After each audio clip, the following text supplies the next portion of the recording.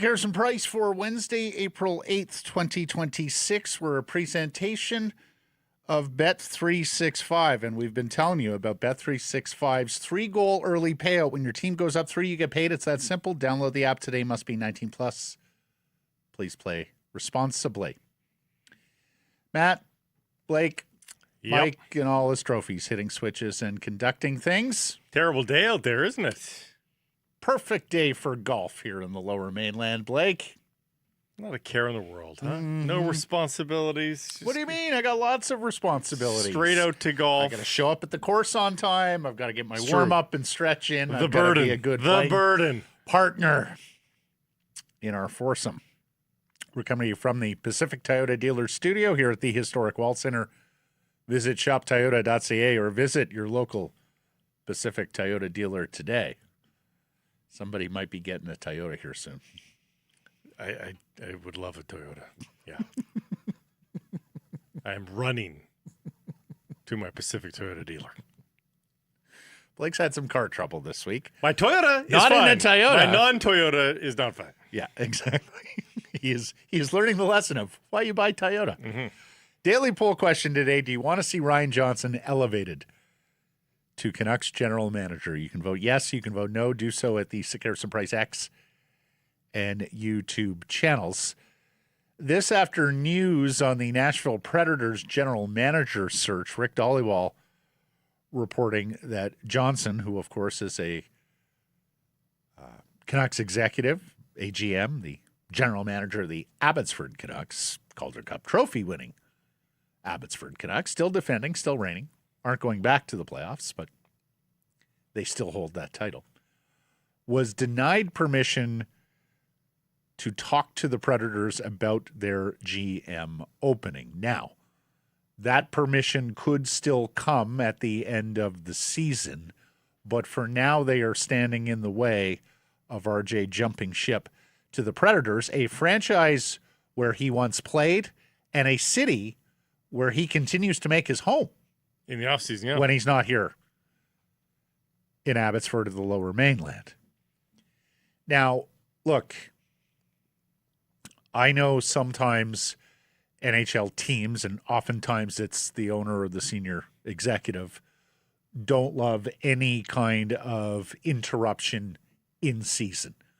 The Vancouver Canucks may place enormous value on Ryan Johansson finishing this season, conducting all the exit interviews in Abbotsford, full report, and want his loyalty and allegiance till the final buzzer sounds.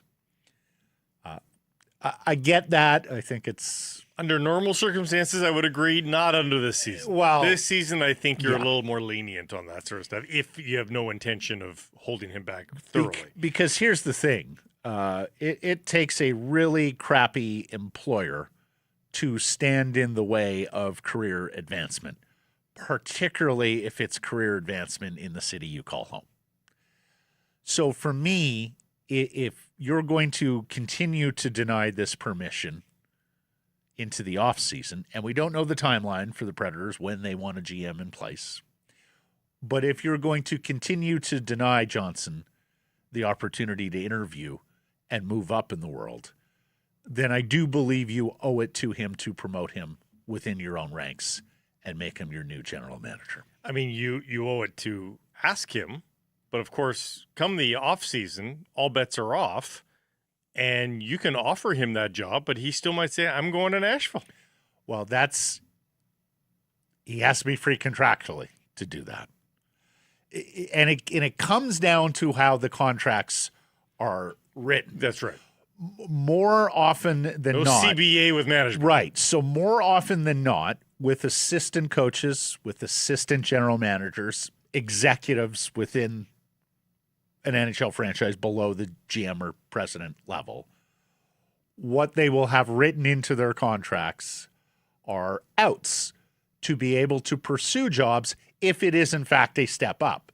And sometimes teams even get creative with titles and things like that in order for it to satisfy a step up criteria.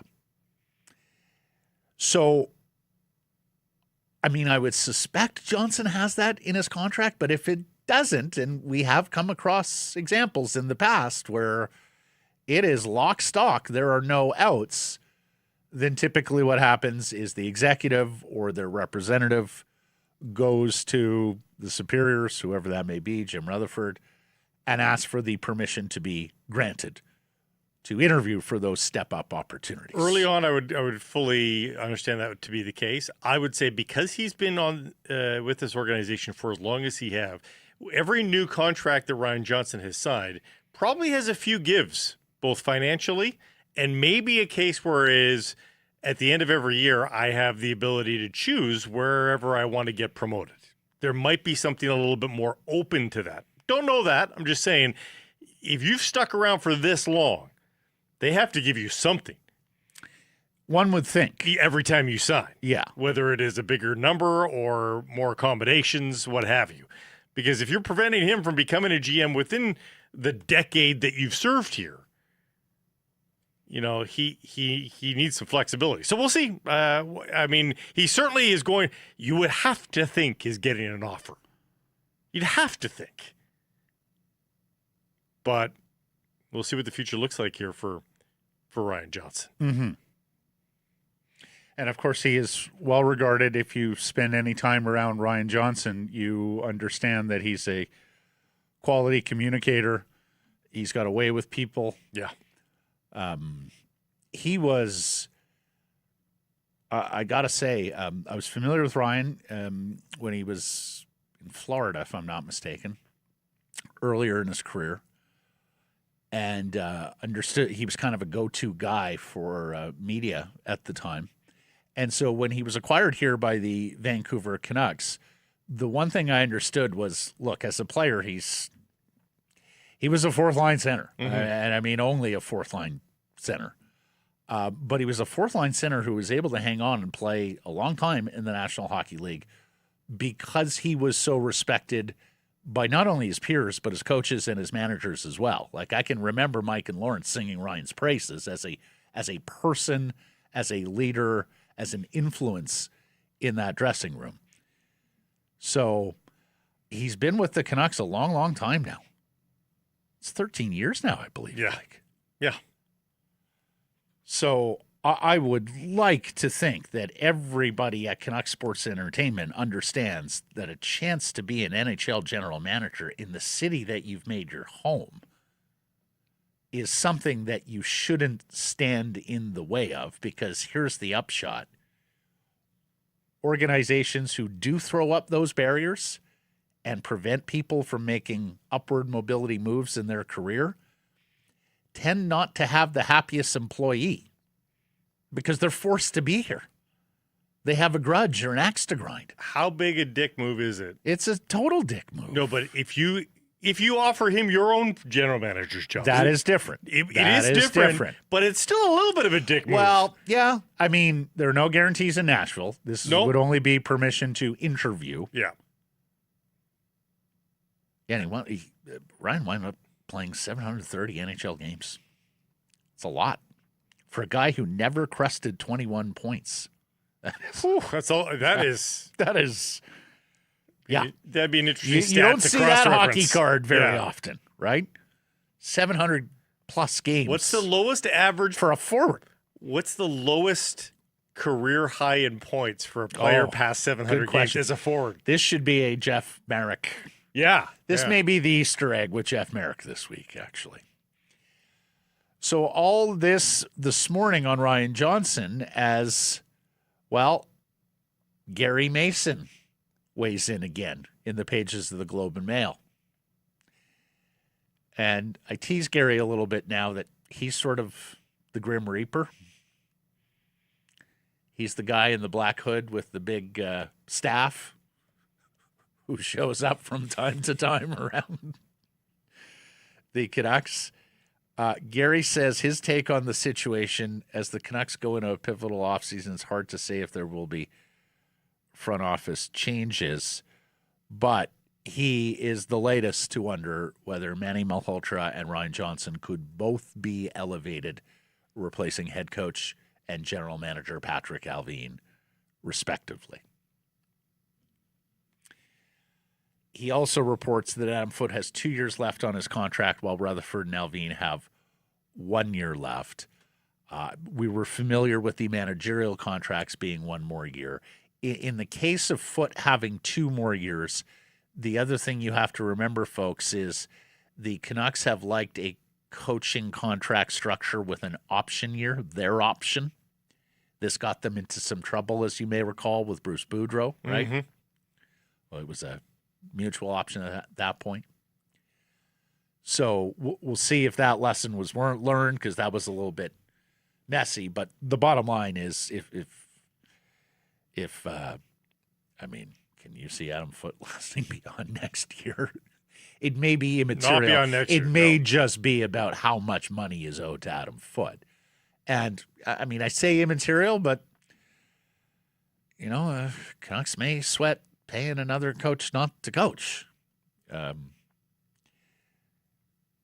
These days, that's the cost of doing business in pro sports. These are multi-billion-dollar businesses.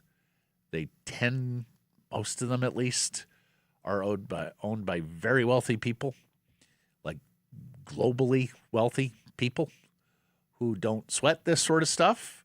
As we know, the Canucks are more of a mom-and-pop shop, right? Owned by a single family they've got some business interests elsewhere, but, they're not at the level of some of the other owners around the National Hockey League. They're not a Stan Kroenke in Colorado. They're not a David Thompson in Winnipeg, who could buy and sell every owner in the NHL several times over. So we'll see if that becomes an issue. There was news on that yesterday. We should have this one from Thomas Drance, too. This article just dropped as we went live here. Thomas Drance saying, quote, "There's a scenario where Patrick Allvin could be reassigned, ? There's a situation," he goes on, "where he's kept until the conclusion of the NHL draft to oversee that process, ? Yeah. Or kept in place outright with the club only making a change behind the bench, ? Okay. My understanding is just that about everything is on the table. So I can understand the staying in place through the draft. You sometimes see this with lower level employees, scouts mostly. Yeah. Because the draft work is such a long process that you want the people in place who oversaw it. Secondly, you don't want to cut somebody free who has full and intimate knowledge of your draft board. In fact, our friend Craig J. Button tells an incredible story about that, where do you remember this story? I believe Craig moved from Dallas to Calgary to take over the general manager's job.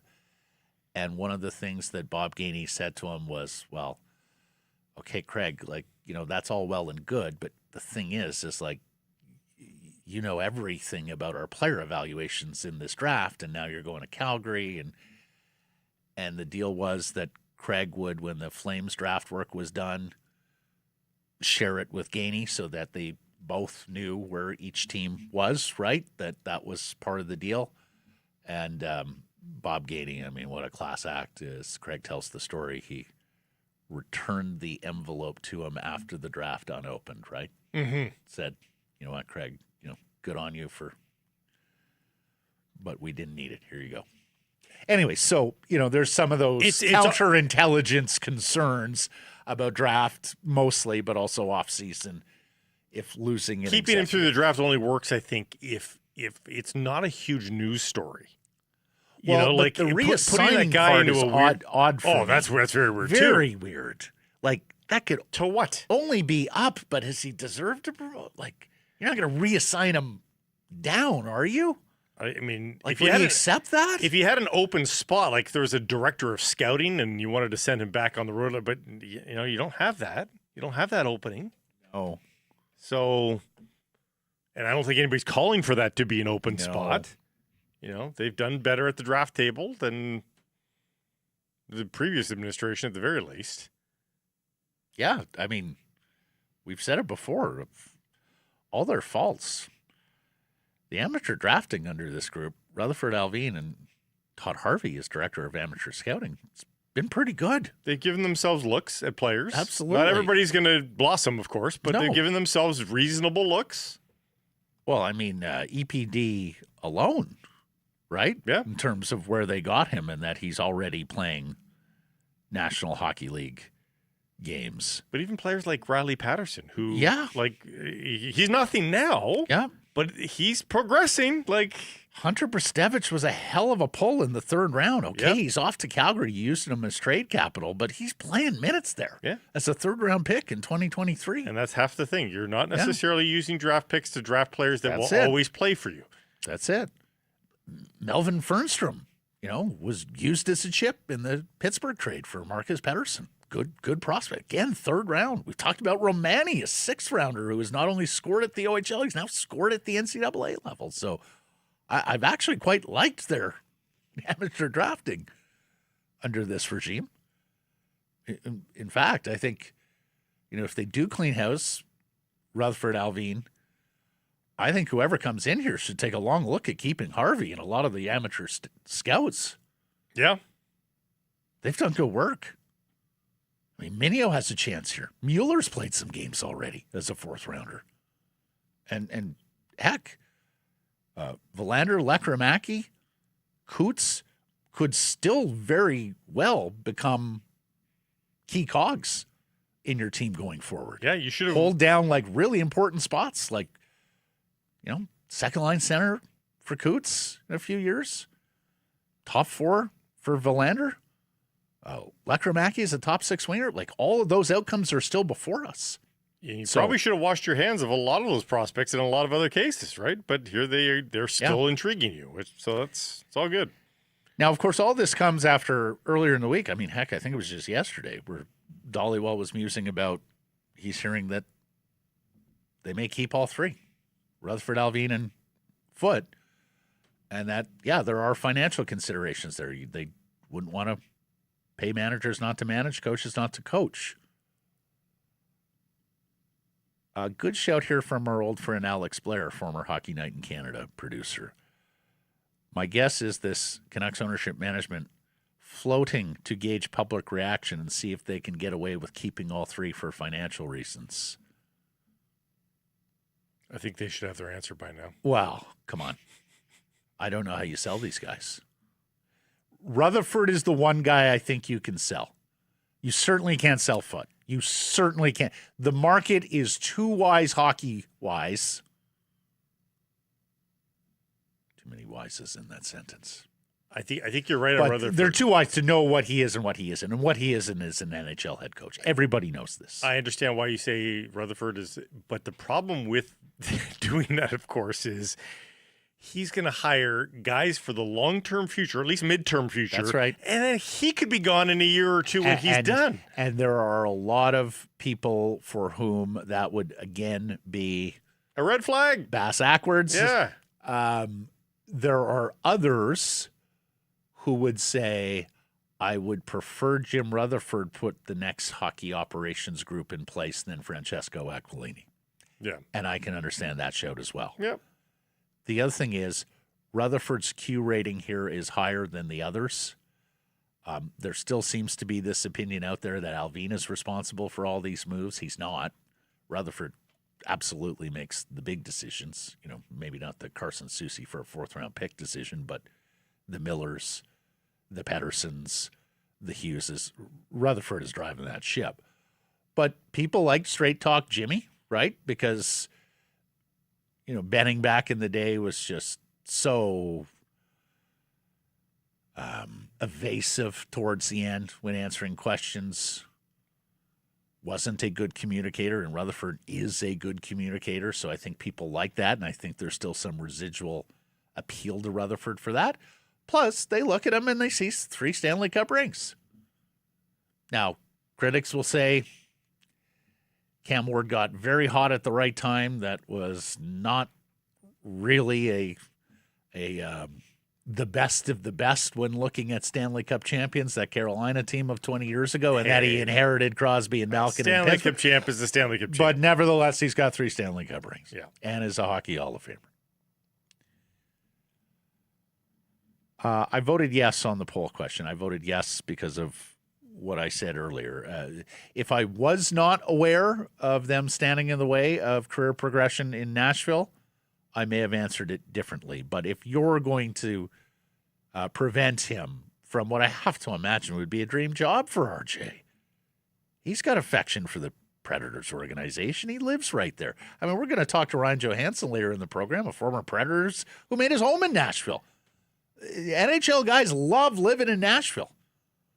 And while it's not the, broadest fan base, it's not a huge hockey market, the fans who are engaged with that team are fantastic. I'll be devil's advocate and say no, and say in this case, with this team needing to mine every single nook and cranny for skill over the next 3 years, 4 years, rebuilding, bring in a fully analytics-based guy to be your general manager, a foil, a different set of eyes than an old-school hockey guy like Jim Rutherford, and have that as sort of a yin and yang view. And RJ is neither this nor that. I think he's a pretty modern hockey guy, if that makes sense, which is normally like you'd say, hey, nice combo. I think the fact that, they've got an old school hockey guy as the president, bring in a fully new school guy, and make sure you leave no stone unturned. Mike, break the tie. What says you? I have a lame answer, unfortunately. They need a new GM. I think everybody's got to go. I'm a little ignorant on Johansson, so I don't know if he's the guy, but I'm 100% on they all have to go. Okay. You can cast your vote at the Sekerson Price X and YouTube channels. Let's get to our top story, brought to you by Yellow Dog Brewing, Neighborhood Brewing, Foolish Winery. How low can they go? Canucks lose another on home ice, guaranteeing some ignominious records. But it's other markers that are painting a bleak picture or bleaker picture about this organization's standing. Non-statistical markers. Exactly. Anecdotal.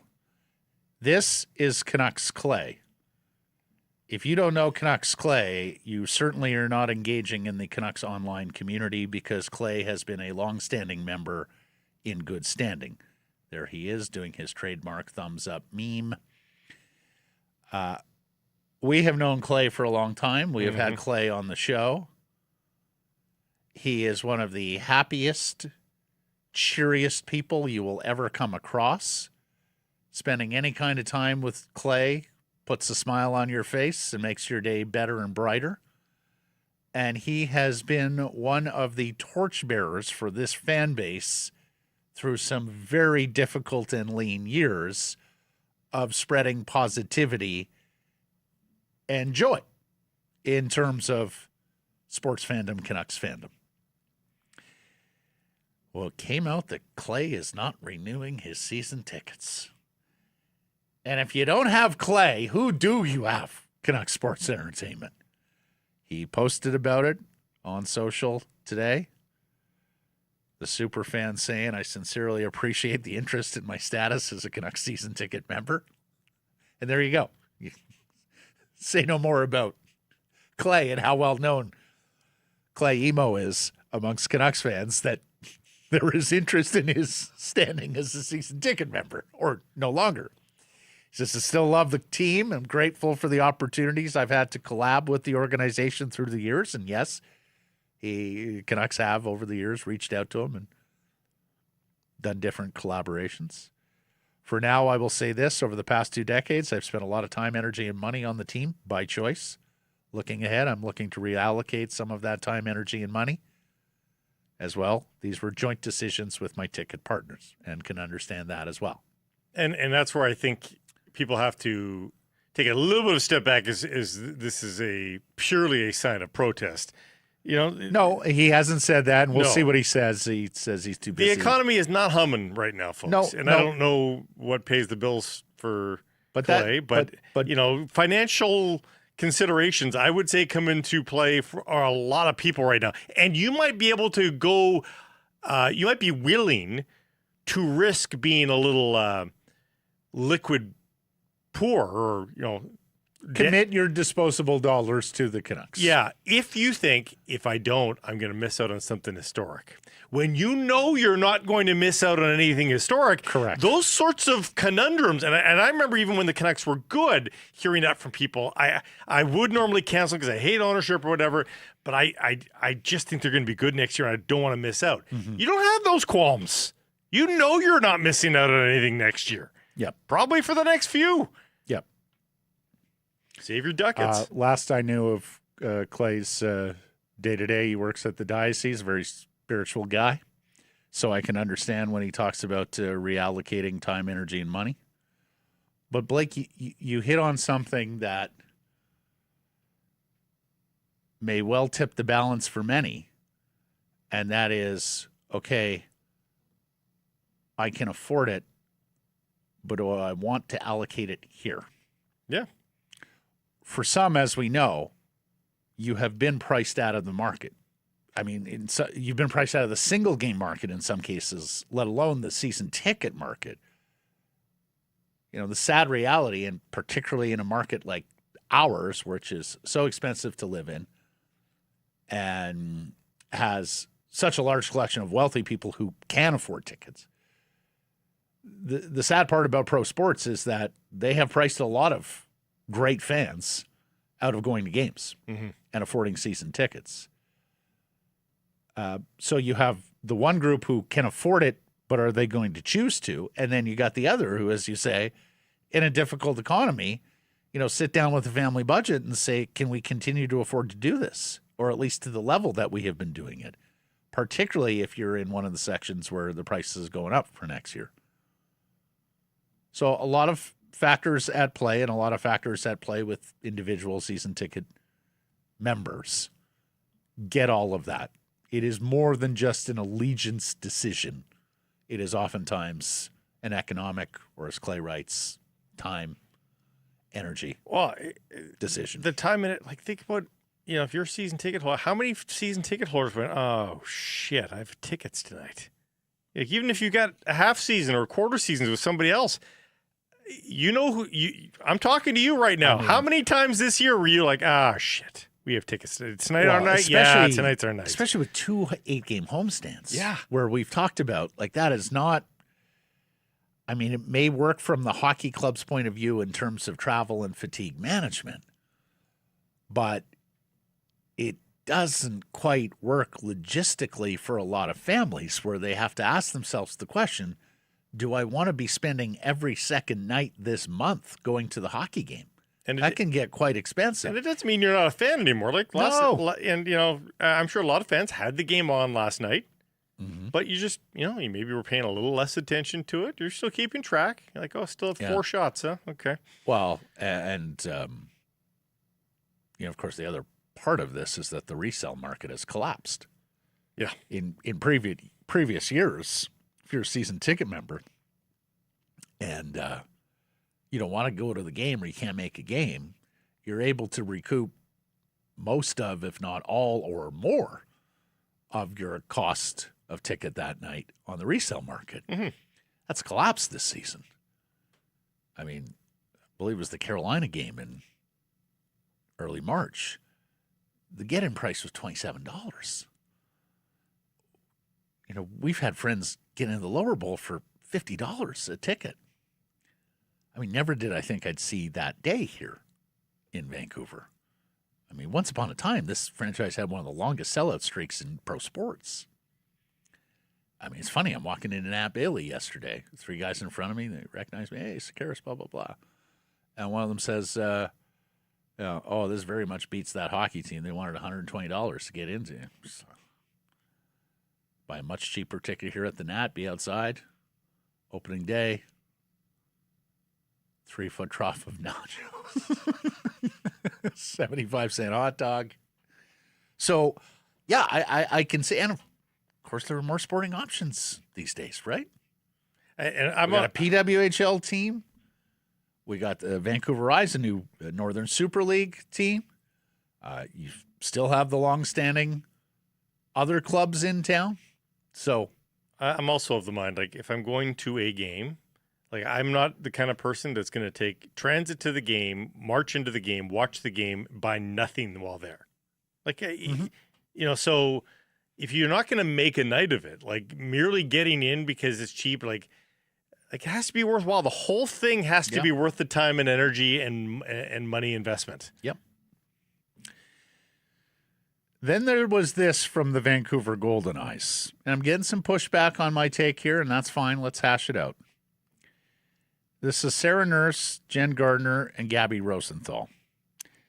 They are wearing Edmonton Oilers jerseys in advance of their takeover tour game last night in Edmonton. Now, I get it. The game is hosted by the Oilers. It's at their rink. They provided the jerseys. Sarah's, at least I think they provided the jerseys. One would assume. As part of that collaboration. Sarah Nurse's cousin, Darnell, of course, blue liner for the Oilers. The PWHL and the Goldeneyes are trying to drum up support for an expansion franchise in the Alberta capital. That's the whole point of the takeover tours. That's right. 10,800 attended last night at Rogers Place, so good crowd. But answer me this, Blake. If the Canucks were marching to a playoff spot right now, or even in the playoff hunt with the full community behind them, would they have worn Oilers jerseys and posted about it? Maybe not, but they aren't. I don't think so. I think they would have recognized how bad a political move that was. Well, that it would have been. It would have been. As it stands now, I don't think there was. Yeah. That did not catch my eye in the least when I was scrolling past. It wasn't until I saw other people outraged. It caught my eye a little bit. But, we've gotten to know Liz Montroy, their PR person. She's pretty sharp. I think if the Goldeneyes recognized this would be a stink bomb amongst a mutual public of hockey fans in Vancouver and the Lower Mainland, I think they probably wouldn't have posted this. Yeah, and it puts the Goldeneyes in a really tough position in that situation, not here as it stood. I think it was very benign. But, under that, it would have put them in a tough position. I think so. Because if the community was rah Canucks, but they're not. But they're being asked to be diplomats to the community and to the league. Right.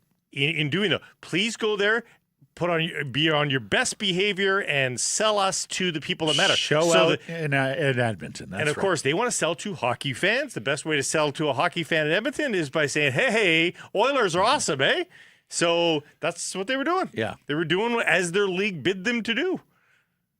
And I get it. No, but I think if the Goldeneyes say to the PWHL, "Look, we can't wear Oilers jerseys and parade around on social media," I hope you understand that that's off-putting to some of our public in Vancouver. I think the league would understand that. I think so, too. And I think they recognized no one will care if we do this. Well, I've got some people telling me they care, and this is terrible from the Goldeneyes. There's always going to be a smidge. Yeah, exactly. You're never going to please anyone. No. You learn that very early on in this business. Yeah. But the Canucks are at a low point of this century, lowest since the Messier days. Yeah. And I think that provides the Goldeneyes some cover in terms of showing support to a traditional Canucks rival.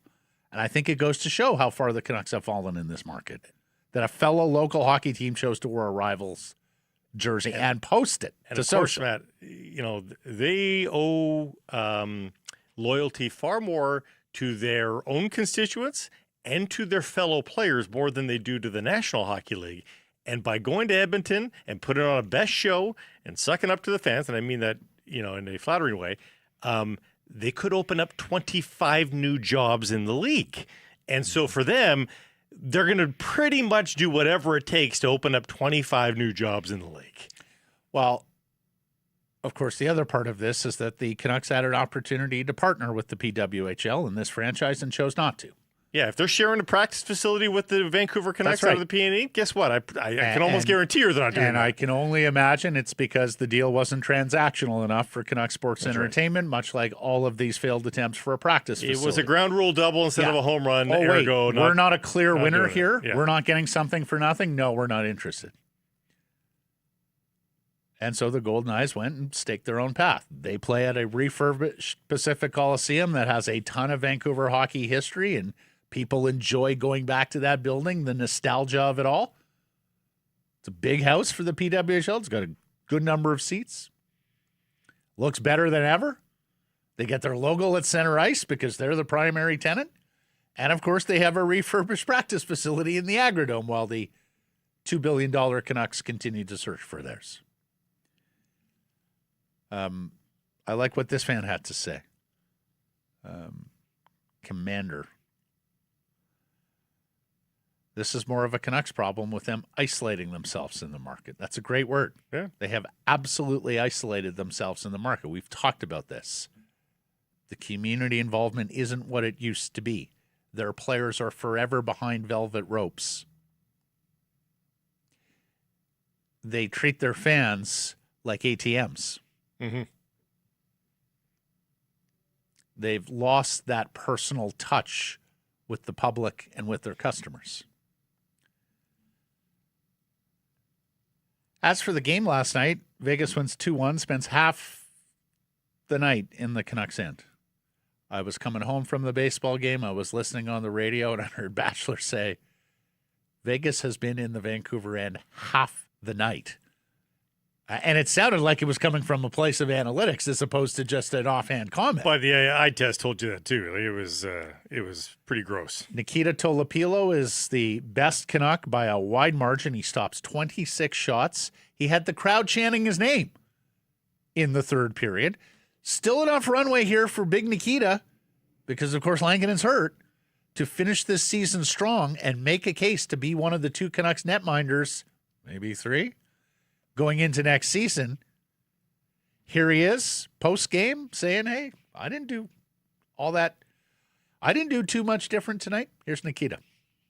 I don't think I did something differently. Just like, like sometimes you're lucky with some bounces, sometimes you're not lucky.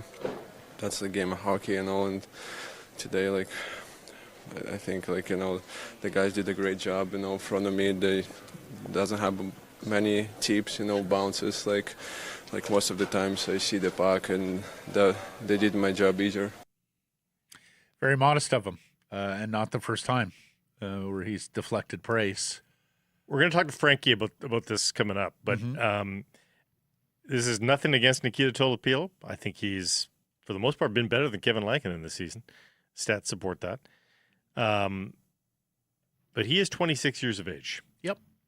And he's waiver eligible come start of next season. As much as people want to paint the Vancouver Canucks in a goaltending conundrum,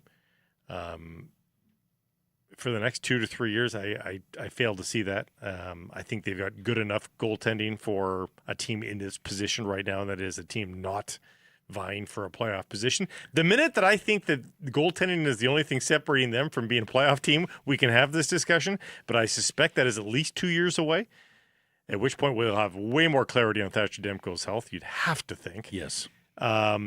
So while I understand that you can make the argument that Tolopilo by stats and performance should be the second goaltender for the Vancouver Canucks, I'm not going to get in a tizzy if they put him on waivers. And he's claimed elsewhere? And he's claimed elsewhere. Really? Okay. I'm not going to get into a tizzy about that. See, for me, that is the question.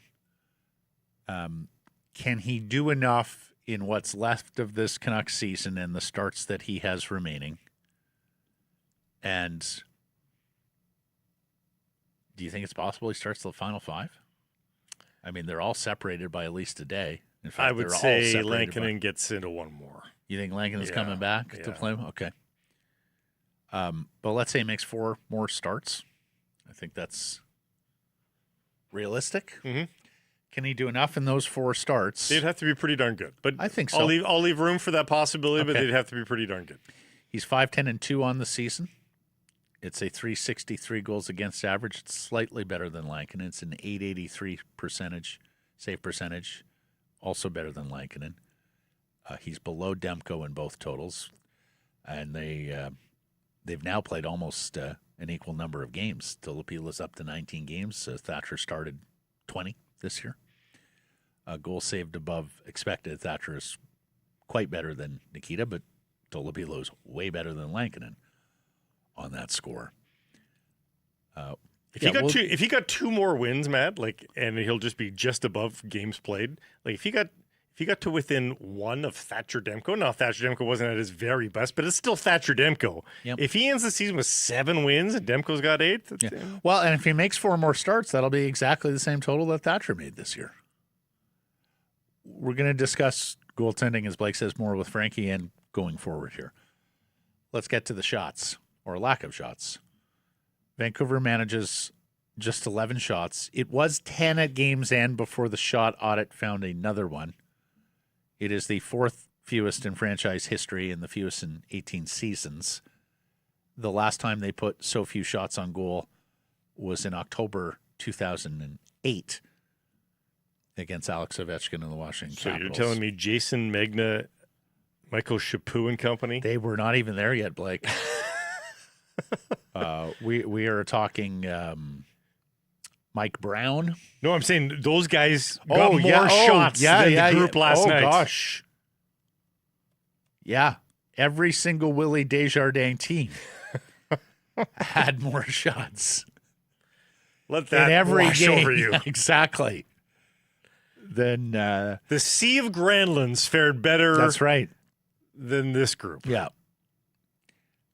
We're talking, you were going back to the days of Mike Brown and Ossi Vananen and Jason Krog and Jason Jaffrey. Yeah. And our Ryan Johnson, our old friend Darcy Hordichuk. Darcy's a trip. Wow. Shane O'Brien, Taylor Pyatt. Anyways, it's the last time they were held to so few shots. In fact, that's the first time ever the Canucks have finished with 11 shots on a game. Franchise record is 8. People were tracking that last night. Twice before they've managed 10 shots. It was the second lowest total on home ice in franchise history. And they had a mid-game lead with 5 shots on goal. Took them 15 minutes to get their first shot of the game. They were 14 minutes in the third period before they got their first shot of the frame. 13 minutes into the game, the Larscheiders broke out in a "we want a shot" chant. It's not a lot to ask.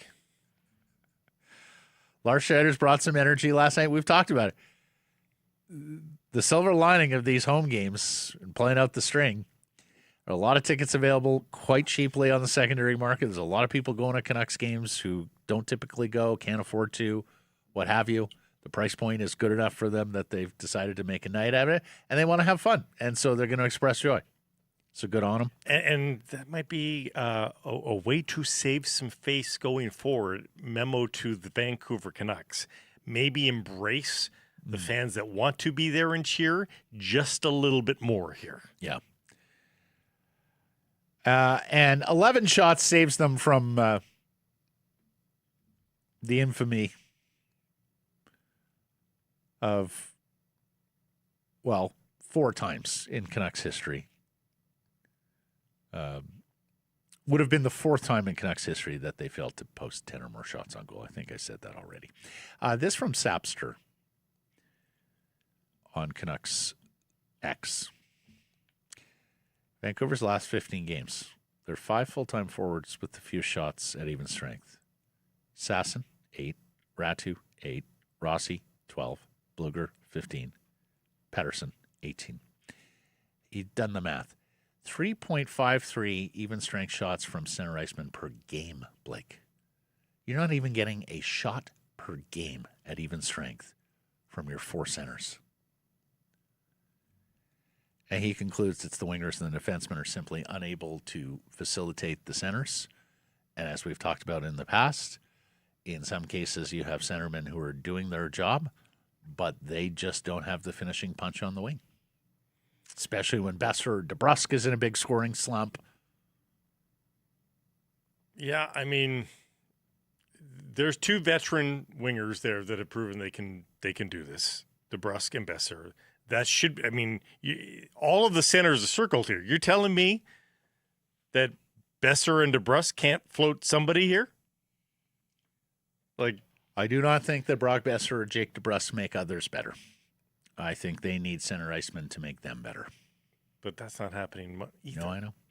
They're now 8-27-5 at Rogers. Do I have that right? Am I missing a game there? I think I'm missing a game there. Bear with me. No, that's 40. Oh, okay, yeah. 8-27-5. Guaranteed to finish the season with the worst home record in the salary cap era. They will finish the season with fewer home wins than the expansion Vancouver Grizzlies. This is something our buddy Rob Williams has been tracking. And when those of you who are old enough to remember, I mean, the NBA absolutely saddled the Grizzlies, the Raptors, expansion teams of that era with woebegone rosters. Didn't allow them to get the first overall pick. Right? You think Tim Duncan or Allen Iverson would have made a difference in this? Yeah, I think so. When Anthony Avent is looking down his nose at you, that's a problem. That's a problem.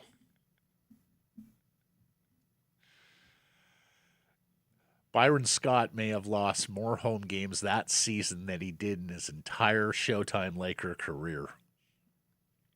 Probably felt like it. And look, here's the thing. It is one thing to lose all these games on home ice. It is another not to be prepared for the question or have any kind of answer ready for why you've been so bad on home ice when you were the head coach. Like, you have to know this is coming. Surely your PR people have told you, like, look, coach. We should have a company line on this. Right. Here's Adam Foote with absolutely no explanation for the terrible home record. I don't. I mean, there's been lots of talk and discussion about it, but I mean, you know what? I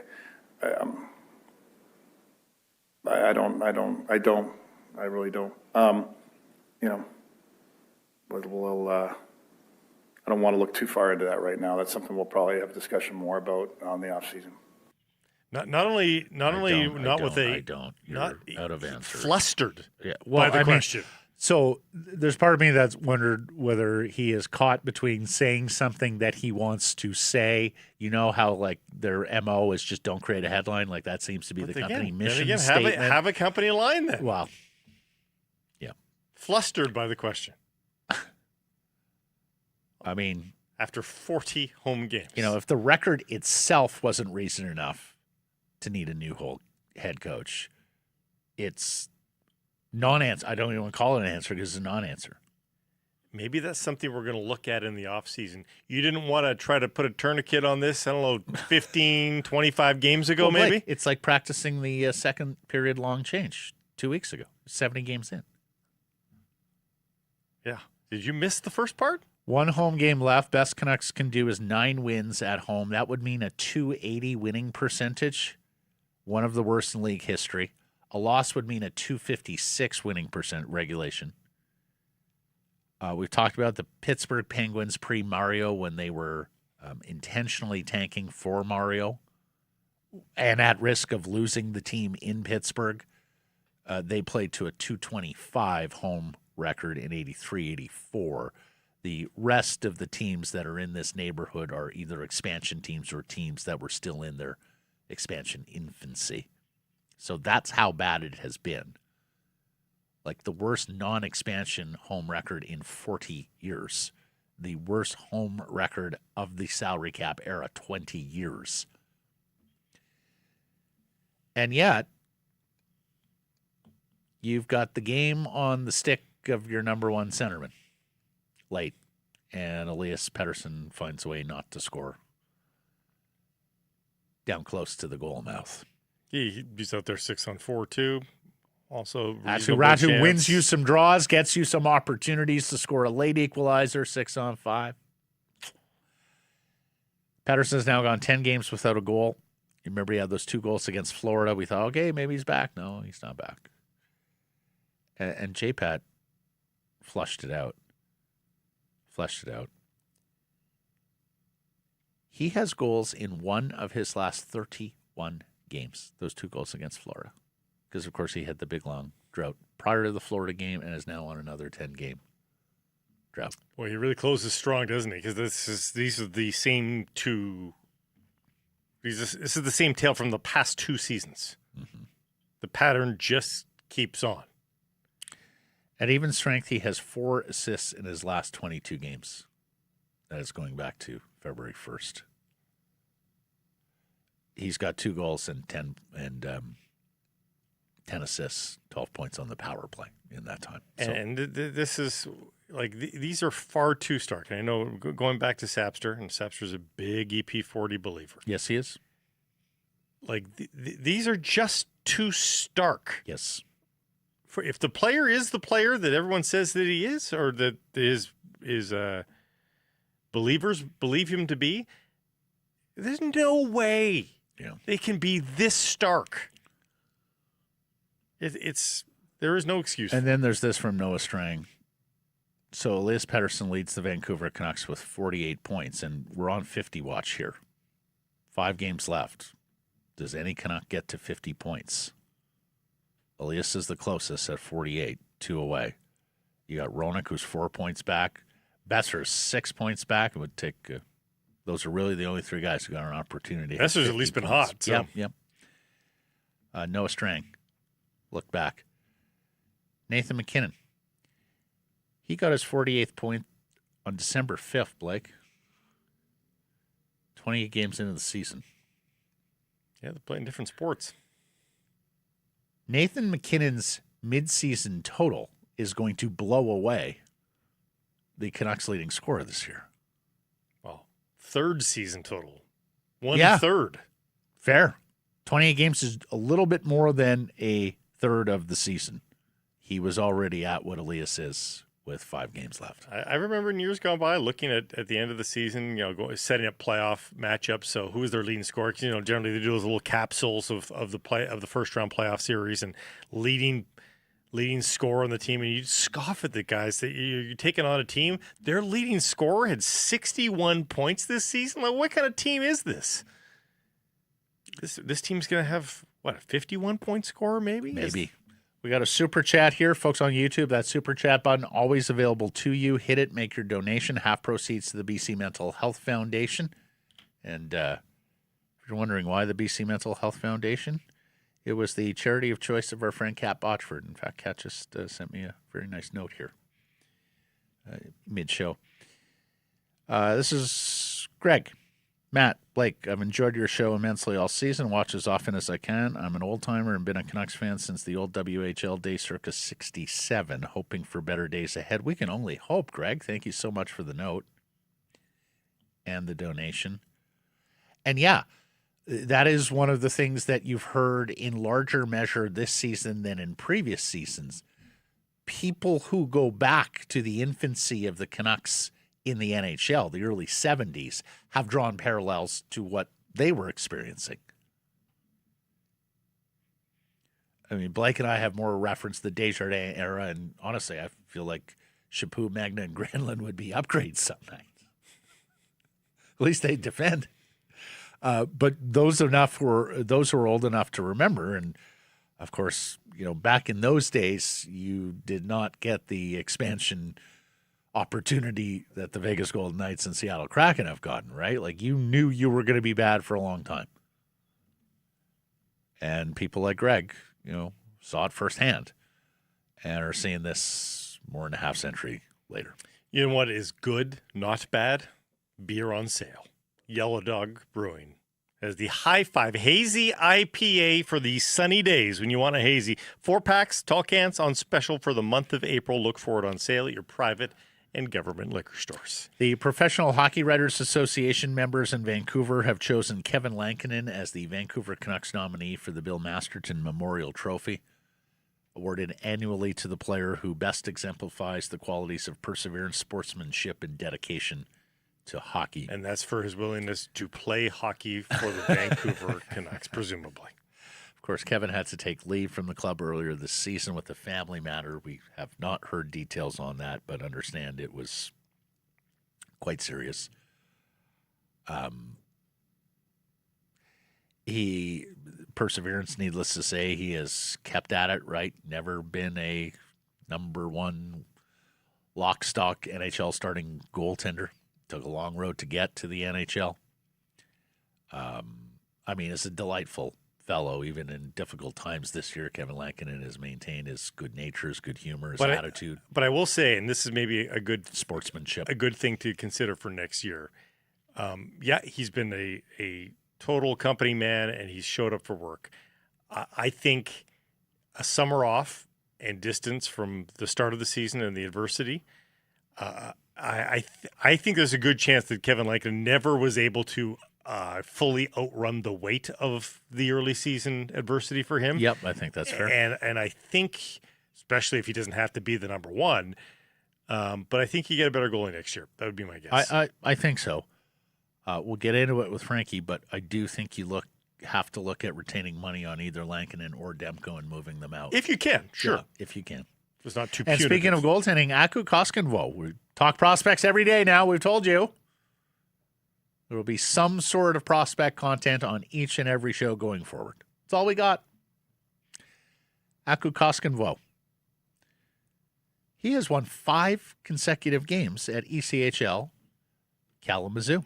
And as Dave Hall reports from Canucks Army and the new Blackfish podcast, Prospects podcast, you want to check out him and Tyson Cole. They're going to record every Wednesday. It's on the Canucks Army YouTube channel. So check that out every Wednesday, Tyson and Dave on Canucks Prospects.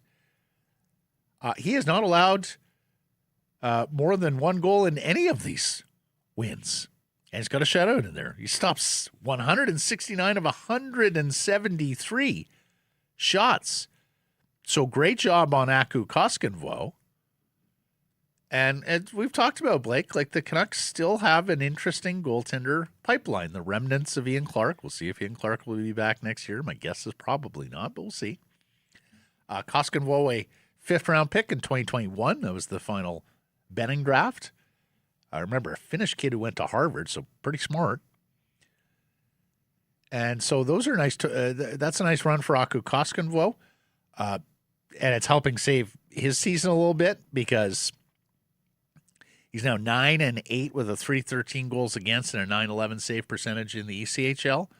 And in the AHL, he's 2-5 with a 3.20 goals against and an 8.95 on a terrible team, it should be said there in Abbotsford. Yeah. And that save percentage is the same as Nikita Tolopilo's in the AHL, mm-hmm. It should be mentioned. And that's why I say, like, I'm fine with Nikita Tolopilo as a project, but he is an older project at 26. That's it.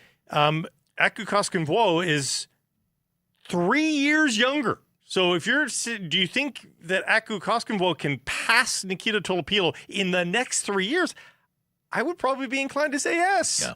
And Kalamazoo is not a terrible team this year. In fact, they're 3rd place in their division, 6 games over NHL 500. And per the draft record, we're still talking about a 5th-round pick for the Vancouver Canucks. That's it. And, of course, they got Ty Young and Alexei Medvedev, whose season has ended. Got to flood that position, though, right? Yep. And hope, the cream rises. It's a good tactic. Let's get to today's menu. It's brought to you by Greta. Fantastic spot to catch all the games, home and away, to pregame or to postgame. You were mere steps from the arena or stadium. And if you're looking for a spot for your next private gathering, you need to check out Greta. They have a private riser in the back. It's got its own bar, surrounded by screens. You can watch whatever games you want. Got arcade games aplenty throughout the premises, and a delicious menu of street food. Try the Smash Burger. It is delicious. For more info to book your event, go to gretabar.com, Greta 50 West Cordova. Let the games begin. We'll talk to Frank Corrado here on a number of Canucks matters, but a lot on Ryan Johansson. He played with Ryan Johansson. He knows Ryan Johansson, as well as the goaltending talk we've talked about. And then Port Moody's Ryan Johansen. And Ryan has recently retired from the National Hockey League, officially made it official last month. A 4th overall pick, a kid who wasn't regarded as a bantam. Went to the Penticton Vs, had believers in Mike Johnston and Travis Green down with the Portland Winterhawks, made his way to the WHL, a meteoric rise to the 4th overall selection, the 2010 draft. He's always been a big personality, gregarious. His career ended with a little bit of controversy. We talked to him about that. Also talked to him about his journey through hockey and what he's up to these days. He lives in Nashville now. He sounds like he lives in Nashville, too. Yeah, that's not a Port Moody accent. Anyways, great catching up with Ryan. We had him on the show several times back in the day when he was making his way in the NHL with the Columbus Blue Jackets For sure. and Nashville Predators. I mean, he was part of a huge trade. You remember the block, him for Seth Jones. I mean, that was a monster trade. You don't see young right shot first-line centers traded for young right shot first pair of defensemen, but that was the deal that Columbus and then 3 straight deep second-round losses. Yeah, and a run to the Stanley Cup final that he wasn't able to participate in because he got hurt as Nashville made their way through the West and lost to Pittsburgh in that Cup final. Anyways, fun show there. Also talk Vancouver Canadians opening night at the Nat last night. Blue Jays more trouble. Schneids blew a gasket, or did he? Some more soccer talk. Get into that Goldeneyes game, too. It's going to be tough now for Vancouver to make the BCHL playoffs. Time now for our Bet365 bets of the day. I took the Canucks yesterday because of the value, and I lost, so shame on me.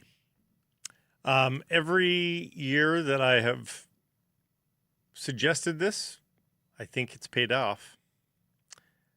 Corey Connors at the Masters. Ooh. We talked about these stats yesterday. Yeah. For the last 6 years, he's been a top 10 finish at the Masters. You can think, okay, he's due for the win, and that's plus 8,000. But if you want to just vote with the pattern, the overwhelming pattern, you still get a big number, plus 425 for a top 10 finish from Corey Connors. He's not on top of his game right now, but he's not floundering either. He's had a couple of decent results, but he just lines up well with this place. Plus 425. I think it's only a matter of time before Ludwig Åberg wins a major. He is that good a player. He is undeniable. He sort of reminds me of some of the other great amateurs we've seen come up, and you sit there and you go, okay, that guy's going to win a lot. I mean, going back to Tiger and Phil, Rory, more recently, Morikawa, where you just knew, like, okay, threw away the players. I think he's going to be better for that experience. He's plus 1850 to win the golf tournament, but as Blake says, if you just want him top 5, he's paying at plus 300. So give me the Swede Åberg to win at Augusta. Tired of waiting for the end of the game to get paid? Ready to move on to the next puck drop? That's why Bet365, an official partner of the NHL, has 3-goal early payout. If the team you're riding goes up 3 goals at any point in the game, they'll pay your bet out early. Hockey moves fast, and now with 3-goal early payout, there's one less thing you have to wait around for. Bet365. Download the app, see what early payout's all about. Must be 19 or older. Please play responsibly. Frank Corrado, next.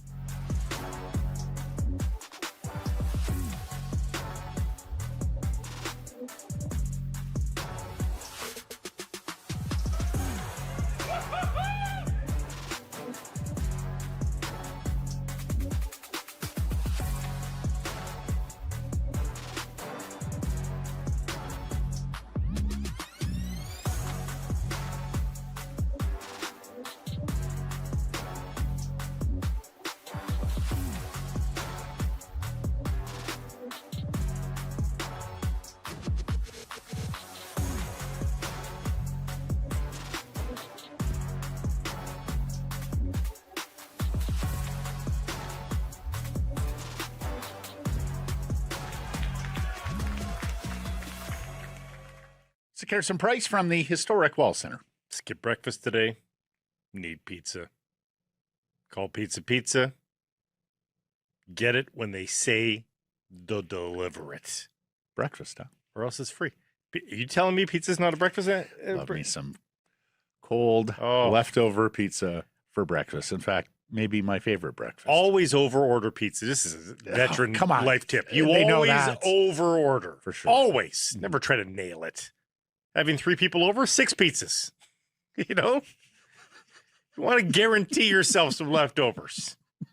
2 pizzas per person. At that point, they're bringing some home. That's fine. Then you look at like a generous host. Go check it out right now. Pizza, the Volcano Dipper. Don't forget about that as well. A man who's never served a pizza in his life, former Vancouver Canucks TSN hockey analyst, Mr. Frank Corrado. We all know that's a lie.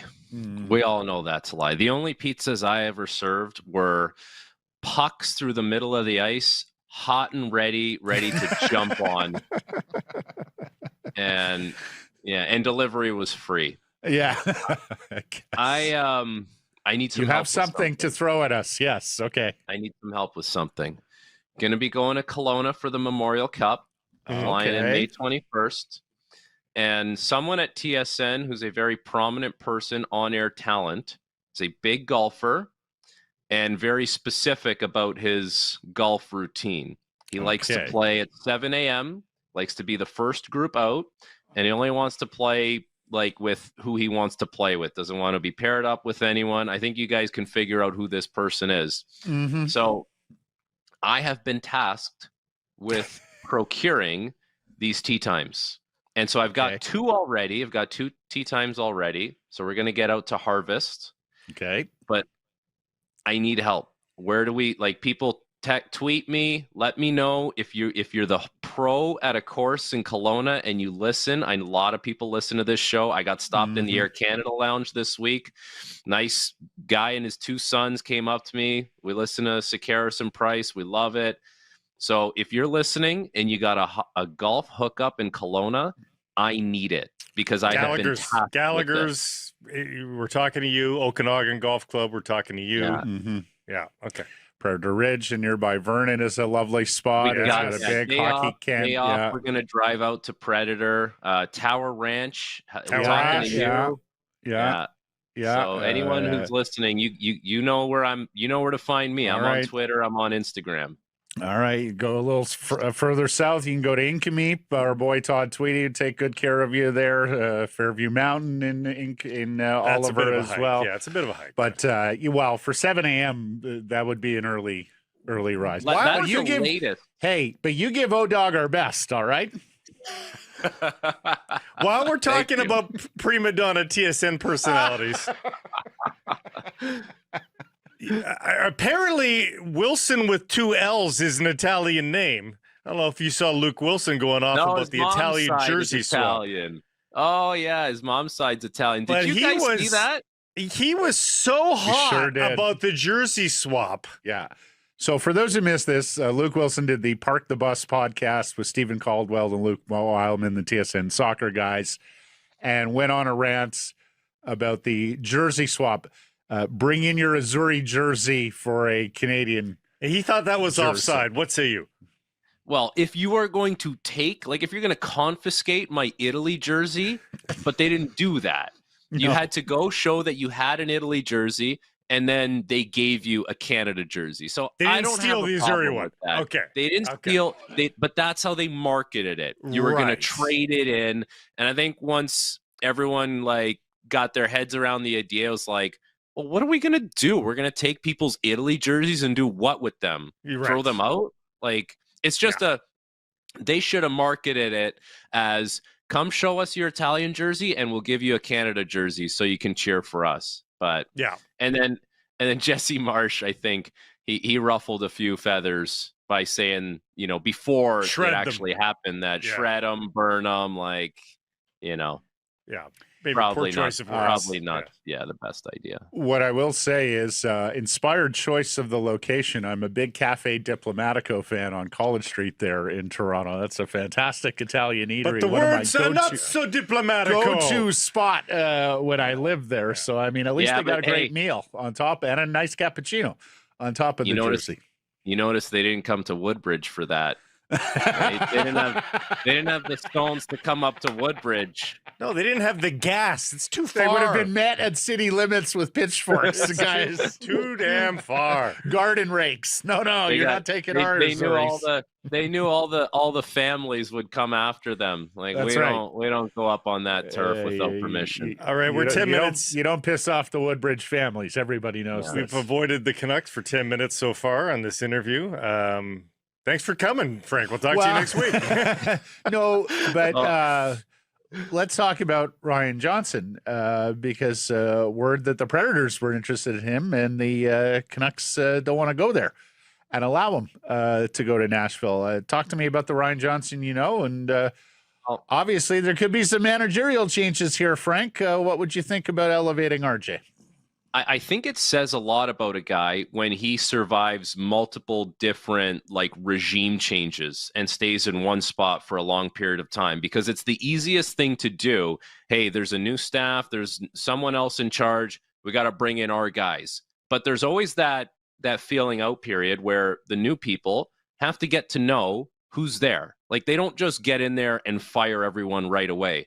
So now it's essentially three different regimes that have been in charge in Vancouver, and Ryan Johansson has essentially survived all of it. And now we're at the point where he's being denied access to speak to other teams. So clearly, he has done a great job of carving out his niche in the organization, and he's thought very highly of. And listen, I'm not going to sit here and speculate about the future of the general manager of the Vancouver Canucks. That's for the insiders to do, because the logical thing would tell you, hey, they don't want to lose this guy, because if they need to make a change, they probably see RJ as the next man up, which, hey, that could be the case, but we don't know that to be a fact. But what I would tell you definitively is that when you can be in one spot with that many different people in charge and that many different opportunities to let you go, and you're not, clearly you are thought very highly of. And it's probably only a matter of time until he's the one calling the shots, whether it's here or somewhere else. It's a funny thing to do, alter the course of your franchise with a defensive move. But it does happen. The Islanders are pretty much on board as saying they fired Waugh, hired DeBoer because they didn't want to wait around and have somebody else scoop up DeBoer in the offseason. And they wanted a new coach bump too, to some degree. But the Canucks could be doing this with Ryan Johansson. They could be doing this with Manny Malhotra too. Woulda, coulda, shouldas. They don't want to have to look back and wonder, might they make defensive moves just to keep the guys that they have? Honestly, it's not the most far-fetched thing. And there shouldn't be this huge worry about hiring guys that are first-time GMs or first-time head coaches, because look at the experience that all these guys are having. If you're a first-time GM, chances are you were running the AHL team for a while. And Kyle Dubas did it in Toronto, Bill Zito did it with Columbus. That's the natural progression. And clearly RJ has had his fingerprints all over the Canucks farm team, whether it's been in Utica or Abbotsford at this point. So it's not like you're just getting thrown into the fire. And, some of the head coaches that are having success, have been first-time head coaches in their spots, right? John Cooper was a first-time NHL head coach when he got the Tampa Bay Lightning job. Bill Zito, first-time general manager when he gets the Florida Panthers job. So it's not like you have to live in this world where you need someone with 10, 15 years experience just because. You're getting the proper seasoning. And I think, RJ was in the organization when I was in the organization. It's a long time ago, man. You learn a lot, and you're in a lot of big meetings, and you've seen mistakes, you've seen, things go well. So I think that's plenty of experience in itself. Do the Canucks need to do something proactive? I mean, the thing that all these other teams are doing with the proactive move is that they have a team that's kind of there or on the cusp of being there. Vancouver's got a long way to go before they put a product on the ice where you say, okay, cancel plans, we got to go get so-and-so. So-and-so isn't the difference at this point until the roster really improves. They might get to 20 shots is not going to bring them into the barn. They might get to 20 shots. Well, just before we leave Ryan Johansson, he was a beloved teammate. He was a leader, despite the fact he really wasn't ever more than a fourth-line center, right? He's got a way with people. I can remember he dated Erin Andrews, the reporter, Did he before really? she connected. Yeah, Before yeah, Jared Stoll, before she connected with Jared Stoll. What is it about Ryan Johansson that just seems people gravitate to him and want to be led by him? What is it about the guy you know? Well, I would say this, man. It's about putting in the work, right? Like anyone can not anyone can get a job, but you can talk your way into getting an NHL job. Pro scouting, player development, you have a track record, you have a resume, you can get your foot in the door. What keeps you in the door is how many games do you watch? How many times do you go see your prospects? How many times do you talk to your people within your staff? Like, are you showing them that you are putting in the work? Like, are you putting in the same work that the foot soldiers are putting in for the organization, so that when you have your meetings, you're not just asking them, hey, tell me about this guy. You're saying, okay, this is what I see in this guy. Do you see the same thing? Like, and you have some background on all these things that all your guys are doing. So I think that, Matt, when you bring up his resume as a player, like fourth line guy, okay, but he worked really hard at it to be the best he could possibly be. And I think that's what you see in like his ability to have this job and keep climbing, is that's a guy who's putting in the work, because it would have got sniffed out really early if you just got big brash opinions, but you got nothing to back it up. And if you're just kind of there holding a binder or a briefcase, looking good for appearances, like he's clearly a guy who's putting in an immense amount of work. And that's why, he's got so much credibility within Vancouver and also other organizations who are now targeting him. One thing it's hard to have a feel for an AHL guy, in this position. I think it's clear he's a great manager. I think it's great. I think it's clear that he's a great administrator. I think he's got those two parts of the job. Actual hockey strategy and like that you can't really know until you're in this job, right? That's where I think that the biggest difference between the AHL and the NHL teams lie right there. Yeah. Because if you want to just build a Calder Cup winning team in the AHL, you can do it by spending a lot of money and getting 5 to 6 vets that are really good. And hopefully you got some young guys that, your organization has there that can be big time for you. But you can essentially, you have way more leeway if your organization lets you, and it's not one of those organizations that's like, hey, we just got to play 21, 22-year-olds and forget about winning. Like, if you want to win, you can find a way to do it. Whereas in the NHL, you have a salary cap, you have owners that are involved in hockey decisions. Like, you have all these different restrictions that might not be there as much at the AHL level, and things that just are more out of your control. So that's where, your discrepancy lies on how you can build a team at one level to the other. But you don't know until you get there. Right. And it would be, if you were just taking over Vancouver today, like, let's say there was a new general manager today, where do you even start?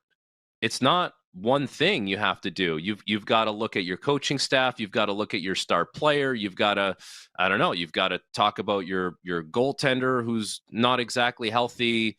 And then you've got to build out your roster. Like, there's a lot that would need to be done. It's not an easy undertaking if it were to happen anytime soon. 8 wins on home ice, 11 shots in the game. Every time you think, oh, they can't sink any lower, they find a new depth, Frank. I know you took in some of the game last night, but where's your headspace at in terms of the way this is playing out, where the death March turns into the death April? I mean, we were hoping that win against Colorado last week, sparked something in them, because 32nd is locked up. You can cheer for wins freely here, knowing they're still going to have the best lottery odds, but that ain't happening either. No, and that, honestly, that Colorado game was so crazy, and it was exciting, and it was like, there were so many highs and lows that you win that game and you survive the comeback from the Avs. And I know there's nothing on the line for the Canucks, but it's almost like, all right, that's it.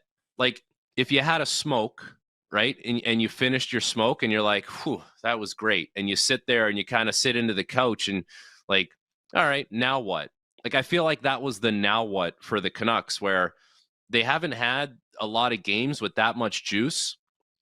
And then they play that one, and then you realize, wait a second, it's April. Like, I got plans to go home. I got plans for vacation. I got plans for, injury rehab. I got all these different things that I'm like, just get us there now. Like, we had our like now what moment, and it's been really bad on home ice. Like, it goes without saying. And the fans, it's always one of those things. Like, can you at least just lose on the road more so that the fans can see a different, like, or a better product on home ice? Like, that's from the business point of view, but maybe the people making the business decisions, like, I don't know, is it like karma for some of the stuff that has happened there? Like, this is what you get. I don't know. It's a really weird situation, but I think once the calendar turns to April in a year like this, it's like, just get us to the finish line. Should Adam Foote have had a better... He was asked about it last night, now that it's guaranteed it'll be single digits. He was asked for a theory. He didn't provide one. He said, I don't know. Like, should he have a better handle as to why that is after this big a sample size? Well, there's a difference. I think there's a difference between, like, not knowing and not wanting to say it publicly. Not wanting to share it, yes. Right?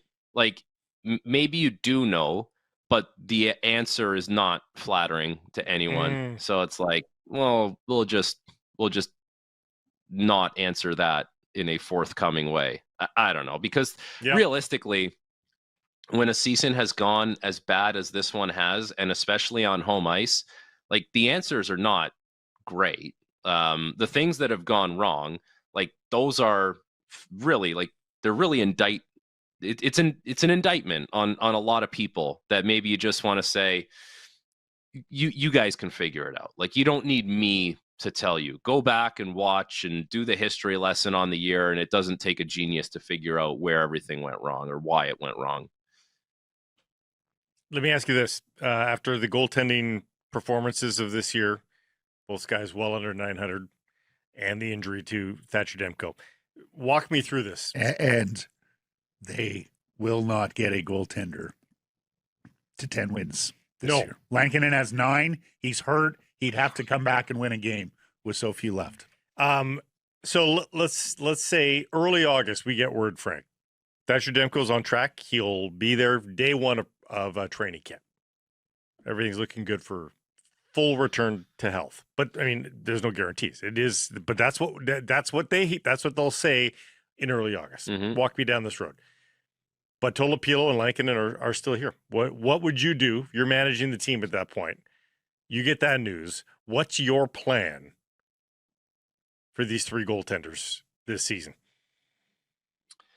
In a perfect world, I would trade one of the goalies and I would get an asset in, and I would hopefully be banking on not having to have like 3 NHL caliber goalies. Like, not that you wouldn't want it within your organization, but I don't want to have a 3 goalie rotation, and I don't want to lose someone that I don't want to lose, and I want an asset coming back. So that's with, health involved. But we're at the point where, like, you can't bank on Demko truly being healthy for a long period of time. So maybe it is one of those things that you have to roll into next year with a 3 goalie rotation. And to be honest with you, like, if I use an example of a team that has done a 3 goalie rotation in a similar situation to the Canucks, it was 2 years ago. 2 years ago, the Canadians did the 3 goalie rotation. They did Montembeault, Jake Allen, and Caden Primo. And the team wasn't good, so it didn't really matter. All you were trying to do was make sure that you got an asset for Allen when the time was right, develop Montembeault, and try and develop Primo. Well, Primo didn't work out, and he's gone elsewhere in the NHL, and it's been a tough go for him, to say the least. Montembeault was great last year, but he struggled this year. But you got the good year out of him last year right after the 3 goalie rotation. And now that the team is, on the up and up, you don't they're doing a 3 goalie rotation right now, but that's because Montembeault basically just doesn't play. So it's really just 2 goalies that are playing.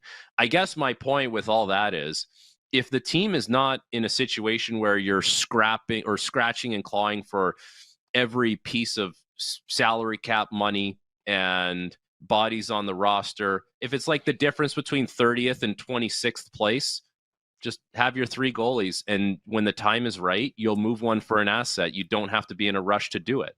Well, Tolapilo's only $775. Tolopilo is waiver eligible after this season. So if you're worried about losing, as Frank says, you don't want to lose a guy for nothing. If you try and send him down at the beginning of next year, you could conceivably lose him.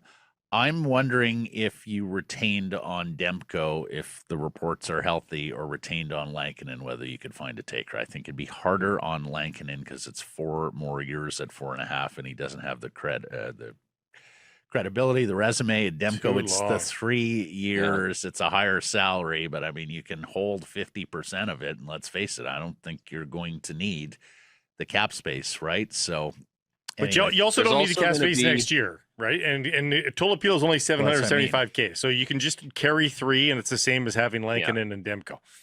Well, and there's also going to be a market here where, like, if you go to Toronto, they're going to have Stolars, Woll, and Hildeby. One of those guys has to get traded, because if they try and put Hildeby on waivers, he's going to get claimed. Or if they, so yeah, like it's not like it's only going to happen here. Like that's the market. So maybe there's a world where you could put Tolopilo on waivers the same day if Hildeby were to go on, but there's no way they're going to do that. So, maybe that option gets eliminated for you. Yeah, and in Demko's case, I mean, he's got a full no move clause. Yeah. Lankinen has trade protection as well, so it is a difficult file to stick handle. But you did it with aplomb, Frank. There were no pizzas, there were no dead giveaways straight up the middle of the ice. Nothing was hot and ready, other than the takes. Thank you, sir, and we'll catch up next week. All right, boys. Well, I'll let you know how the golf quest. Yes, that's right. Yes, that's right. If you own or operate a golf course in Kelowna or the surrounding area in the Okanagan, Jeff O'Neill would like the first tee time, and he doesn't want to be paired up with any locals. See ya, boys. See ya. So, Harrison Price from the historic Wall Center. This segment brought to you by your Pacific Toyota dealers, purveyors of the 2026 plug-in hybrid Toyota Prius. It is a hybrid, folks. You get to save at the pumps, and you make no other sacrifices whatsoever. You got your 72 kilometers of electric driving, good for all the errands of the day. Oh, but I've got a road trip, you said. That's okay. Combined with the gas tank, you've got 962 kilometers of range. There are no sacrifices made. And if you get behind the wheel, take one for a test drive at your local Pacific Toyota dealer. You'll also see there are no sacrifices in performance either. It looks like a sports car. It now drives like a sports car as well. The Toyota Prius plug-in hybrid. Red Tag Day deals are on right now through May. ShopToyota.ca. Our next guest played 972 National Hockey League games, scored 202 goals, 578 points. He was the 4th overall pick in the 2020 draft, and he announced his retirement last month from Port Moody, British Columbia. It is our pleasure to welcome back to the program Mr. Ryan Johansen, who joins us from his home in Nashville. How you doing, fella? Congratulations on a fantastic career. Thank you, man. Great to see you guys. Great to be back chatting. Doing awesome. Yeah, hanging out down south here, and got some good weather right now, so getting the golf in and just hanging. You seem in great spirits, my dude. Oh, life, so blessed, man. My wife and I, we just had our first kid December 23rd, so being a dad and all that, it's been just a blast, and yeah, still living the dream, having lots of fun and enjoying life. How's the body holding up? The body's every day getting better. Like you guys just mentioned, the games. There's a lot of games, but I feel great. Yeah, I got no complaints. Mm. What made you decide to announce the retirement last month, Ryan? Our son. So I wanted to do it earlier, but I really wanted my kid to be a part of it and just have some pictures and that memory.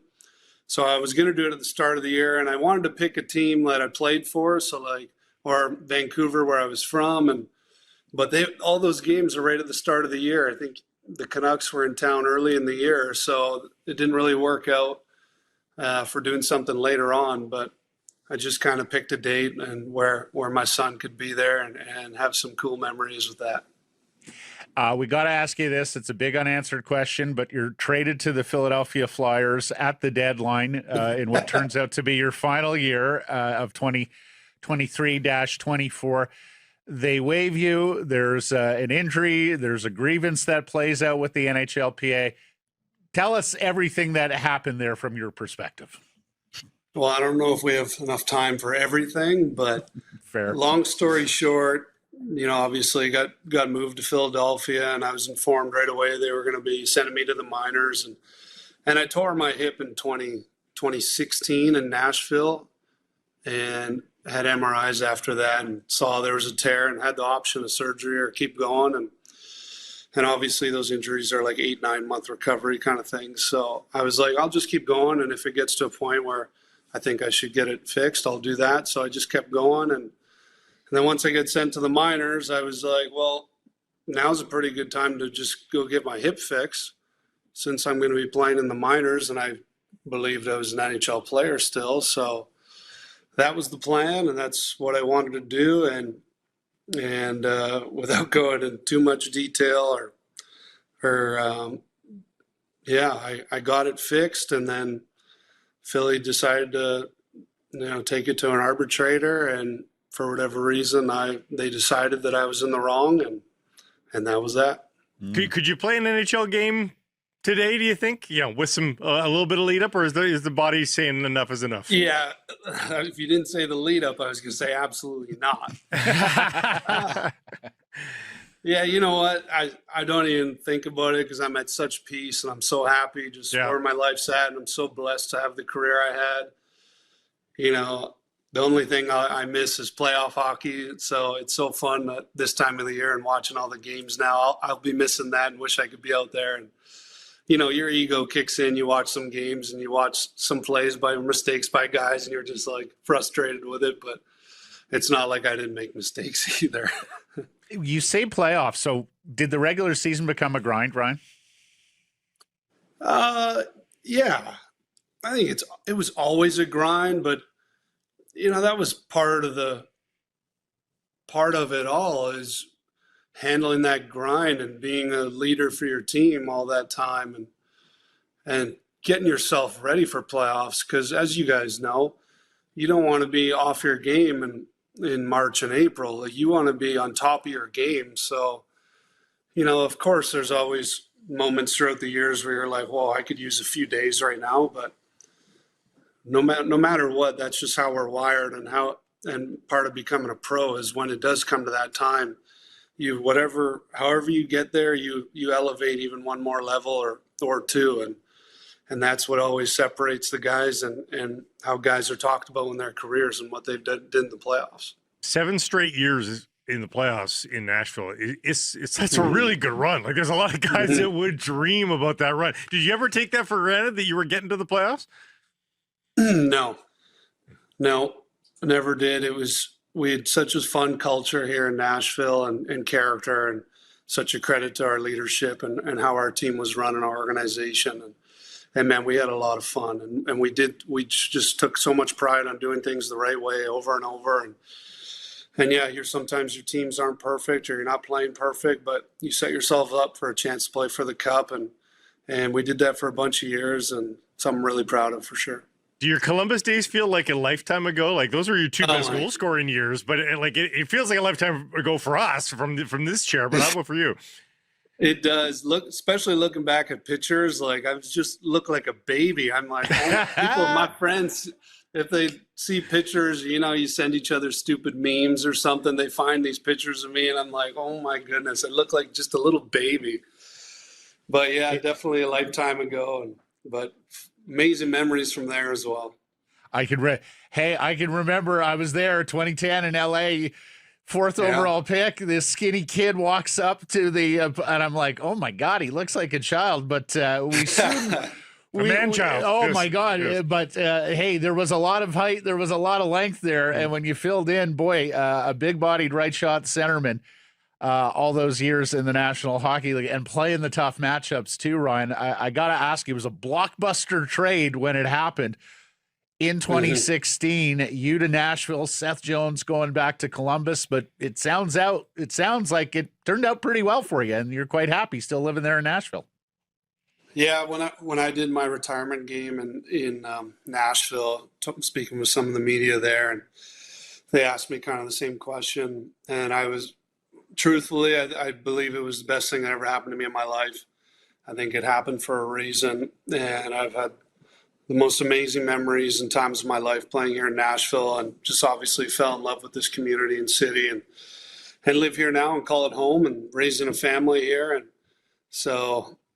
I got nothing but great things to say about here, and enjoyed my time so much, and so thankful for David Poyle and Paul Fenton, who brought me in and gave me a chance to be the number one center and believed in me and took that risk. And I took that responsibility very serious and to heart, and I tried to do everything I could to get us over the hump and give us a chance to win the cup, and obviously fell a little short, but we were close, man. If I didn't get injured going to that finals, I was feeling good about my game, and would have loved to have been able to give that a shot, but amazing times. Yeah. Well, talk to me about what it was like playing first line center in the Western Conference in those days. I mean, you come up here, you get Henrik Sedin, you go down the coast, you get Kopitar, you go to Chicago, you get Taves. Yeah. Boy, you went nose to nose. Jumbo in San Jose. Oh my God! Yeah. I mean, on and on it went. You went nose to nose with some of the best who ever played here. This is the best. Like, Thornton was my favorite player growing up as a kid, and I love telling this story because we played them, and when I was traded in the second round of playoffs, and we went to 7 in Game 7, I matched up against the whole series against him, and I'm like having the time of my life playing against my idol, and we're just going toe to toe, and I was doing good against him. So finally in Game 7, he's like, "Let's go, kid. I'm sick and tired of you." And I was like, my favorite player just asked me to fight. I'm like, oh boy. I'm like, I can't get beat up by my favorite player. So I'm like, no, I'm good. We'll just keep playing. But I'm happy you brought up the Sedins too, because those two and Crosby were the biggest challenge for me in my career. And every time I played against them, to me, they were just, and I've had my own ego, and I thought I was a good player. And it was just chasing the game playing against those two. They were so incredible, and there was 2 of them. So, man, it was so fun playing against them, and it was such a fun challenge, but I always felt like I was a step behind those guys, and it was so cool to play against them, though. You reached back and call the remaining few guys that are still from your Nashville core that have stuck around. I mean, it's Philip Forsberg and Roman Josi and anybody else that are still there. Yeah, UC Saros. Heck, Eric Halla played with us for 1 year and then moved on, and he's back, so I played with him for a minute. But yeah, and then we just got rid of a few guys at the deadline, and in the summer a couple more. So there's only a few left, but good battle this year, right? They've battled. They look like they were going to be with the Canucks at the bottom, and then there's been a bunch of great second half stories, and your two former teams are basically the two biggest ones. Maybe not Buffalo, but Columbus and Nashville are two great stories. Another big win for the Preds last night. Totally, yeah. Both of Nashville and Columbus down and out. Everyone who's a fan or whatever rolling their eyes around November, December time, and just goes to show good leadership, good coaching, sticking together, and just keep fighting because it's a funny league. We know how things can go and how hard it is. So both those teams are going to be super fun to watch here in the last 4 games. I think both have left. Your parents still live here. How often do you get back to British Columbia? And tell me about what it was like coming into Vancouver to play the Canucks as a British Columbian. Okay, yeah, I'll start with my folks. So yeah, they're still out there in the Port Moody area. I get home for a week or two a year, do a charity golf tournament up in the Westwood Plateau. But that's kind of it now, especially with the kid and setting up shop down here in Nashville. And so I usually get home for when the sun's shining, try and get on the water and enjoy a little bit of time there. We did a fun trip up to Kelowna last year, and there's no place like BC in the summer. So definitely always try and get up, but majority of the time here. And the second point of, I still love calling it GM Place, but there's nothing cooler. It never changed. I had the same feeling every time I went in there for 13 years. Just a little kid in a candy store walking in there. And because going to games as a Canucks fan as a kid, watching Naslin, Bertuzzi, Morrison, and those guys, and those are some of the highlights of my childhood, being such a crazy hockey fan as a kid. And so walking in there it was always such a surreal moment and just a kind of a sense of shock. It's just like, how am I here? How did this happen? And I always tried to just soak it in and enjoy those moments. And you know, like you guys mentioned at the start, all those games, and those are definitely some of my top memories playing back at home. They were never very good when you were in your prime in the NHL, so I'd forgive you if you said no, but did you ever think about wanting to play for the Canucks at any point? I never thought about it because, you know, I was pretty set in Columbus, and then obviously the trade, and then I had my big contract here, so it didn't really seem like it would happen or could be realistic, but I always said to myself 1 year would be really cool, and I'd like to do that. So obviously it didn't happen, but, you know, I would have loved to have done it, I think, for 1 year. It would have been tough managing all the tickets and what that for friends and family bothering me, but later, I wish I could have done it later in my career for a year, but obviously it didn't happen. Well, so you say you pinch yourself. How did this happen? Well, it happened because you were the best player at every level growing up, Ryan. I mean, Vancouver Thunderbirds, Port Moody Panthers, Vancouver Northeast Chiefs, Penticton Vs in the BCHL, and BCHL to WHL. I mean, that was a rare step. You were a late bloomer. You were by no means a high bantam draft choice, and then you wind up being the 4th overall pick in the NHL. And you kill it at the World Juniors, too. Yeah, so tell me what happened there that, you know, you're not really a prime prospect in the dub. You go to Penticton, and then a couple of years later, you're the 4th overall pick in the draft. Yeah, it really is a crazy story how that just happened like that. And, you know, Mike Johnson came up and watched me in Penticton. And, you know, I was in the BCHL being a 16-year-old. Like, you didn't play and you didn't have any ice time. You know, you had to earn it for a couple of years or whatever. So Mike and the crew, Travis Green down south in Oregon, were trying to do some recruiting, taking over the team. And they kind of guaranteed me like a top 9 or top 3 line spot. And I was like, man, I'm not very good in school and the scholarship thing. I don't know. I think I should just go for it. And so I went down there and the genius Mike Johnson got a hold of me and Travis Green. And every day was just such a fun opportunity for me, and playing with Nino Niederreiter and Brad Ross and Barchi, who was a Canuck, and Ty Ratty and guys like that. And, man, those guys just shaped us into young men, and can't applaud those guys enough or thank them enough for what they did for us. And so a year and a half later of playing 2 shifts a game in Penticton, went 4th overall is pretty crazy. So I still don't know how that happened, but it did, but it was crazy. Were the details in your game, you know, the defensive side, was that just in you, or did that come from Mike Johnson and Travis? It was in me. I loved playing center. I loved playing both ends of the rink. I loved that responsibility of having a big factor in games. But then the details were not there, and you know the systems and the understanding of things, and yeah, Mike is probably the best teacher of the game I've ever had as a coach.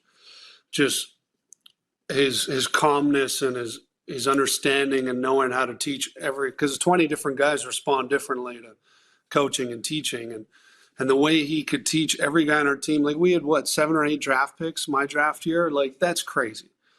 And a few of them didn't pan out, but he set them up to be drafted in the NHL. Like to say you were drafted in the NHL is already insane. So man, he's just a genius, and that organization is so lucky to have him, and they're so smart to keep him around, and so blessed to play for a man like that. Do you keep up with Travis still? You follow his progress in Ottawa? Yeah, a little bit. You know what? I'd love to text with him more. We had so much fun together, and I do enjoy once in a while when we do catch up. But, it's so hard. He's so busy. They're over there, and I think he's in California in the off seasons or something. That's it. It's just hard. But I definitely do cheer for Ottawa for that reason, just with him, and wish him success. And I love that guy too. He's a beauty. One thing I will never forget about you, Ryan, is Blake and I used to do our show from the draft. Mm-hmm. It's 2016. We're in Buffalo. The Canucks have made an early pick, so we've already had him on the show. And basically at this point, we're tracking the BC guys. Okay, any BC guys, could they go in the first round? And then sure enough, 28th overall, the Washington Capitals call your brother Lucas's name. And a few minutes later, Lucas is at our broadcast location doing an interview with probably the proudest older brother I have ever come across in my life. Dang right. Maybe an older brother who had started celebrating a little bit, but man, was he proud in those moments. Tell us, catch us up with Lucas. How's he doing down there in where's it, Henderson, right? With the Gold Silver Knights. Right. Yeah. No, that was like, how cool is that? Even for my parents, to mom and dad just raise their kids in sports, put them in hockey, and to have 2 kids drafted in the NHL is just insane. So, it's fun when we reminisce on stories and look back and talk about those moments. But I did go down to the Nashville table. I think they were 16th or 17th overall pick, and I tried to convince David to take Luke, but that didn't work out. But it's so cool, and we have those moments forever. And so, he's down in Henderson. Their team is on fire. They got a bunch of good prospects there in Vegas, and they're playing well. He had a concussion for a while, and it's first game back tonight, so he's excited about that and hoping he's in good enough shape to keep up after some time off. But so he's doing well, and excited for him to get back out there. Well, I said I would ask you about the Canucks, but you know what? This has been such a fun, light, upbeat interview, Ryan. Let's just you don't need to drag it into the web. Let me just end it by saying, hey, captive BC audience here, I'm sure there are a lot of thank yous for people who helped you along the way on your hockey journey. Who you want to shout out here? Oh, man, there's so many. Like, literally, you guys shouting out, calling me on, talking about us, loving the BC boys, giving a lot of love to them. Like, that's all we are. We're kids from BC. We grew up on the West Coast, and we just love hockey, man. And to do this dream's amazing. So I praise you guys for having us on and always talking to us, because that's all we were. And there's a ton of kids, and hopefully a bunch listen to this. And just follow your dreams, have fun. It's just a game. Don't take it too serious. And all the coaches, Port Moody, Vancouver, Penticton, Fred Harbitson up there, turning into WHL. That's cool. Yeah, how about that? Yeah. And all the Billet families, the Johansons up in Penticton I had, the Bechtolds in Portland. And, oh, man, I'm going to forget a bunch. But, I wasn't the easiest kid to deal with, too. So thank you to everyone who was just, took me under their wing and helped me find my path and my way. And what a ride it's been. So grateful, so blessed, and always a pleasure to talk to you guys and talk about it. And so, thank you for everything. Sounds like you found the hockey path. Yeah.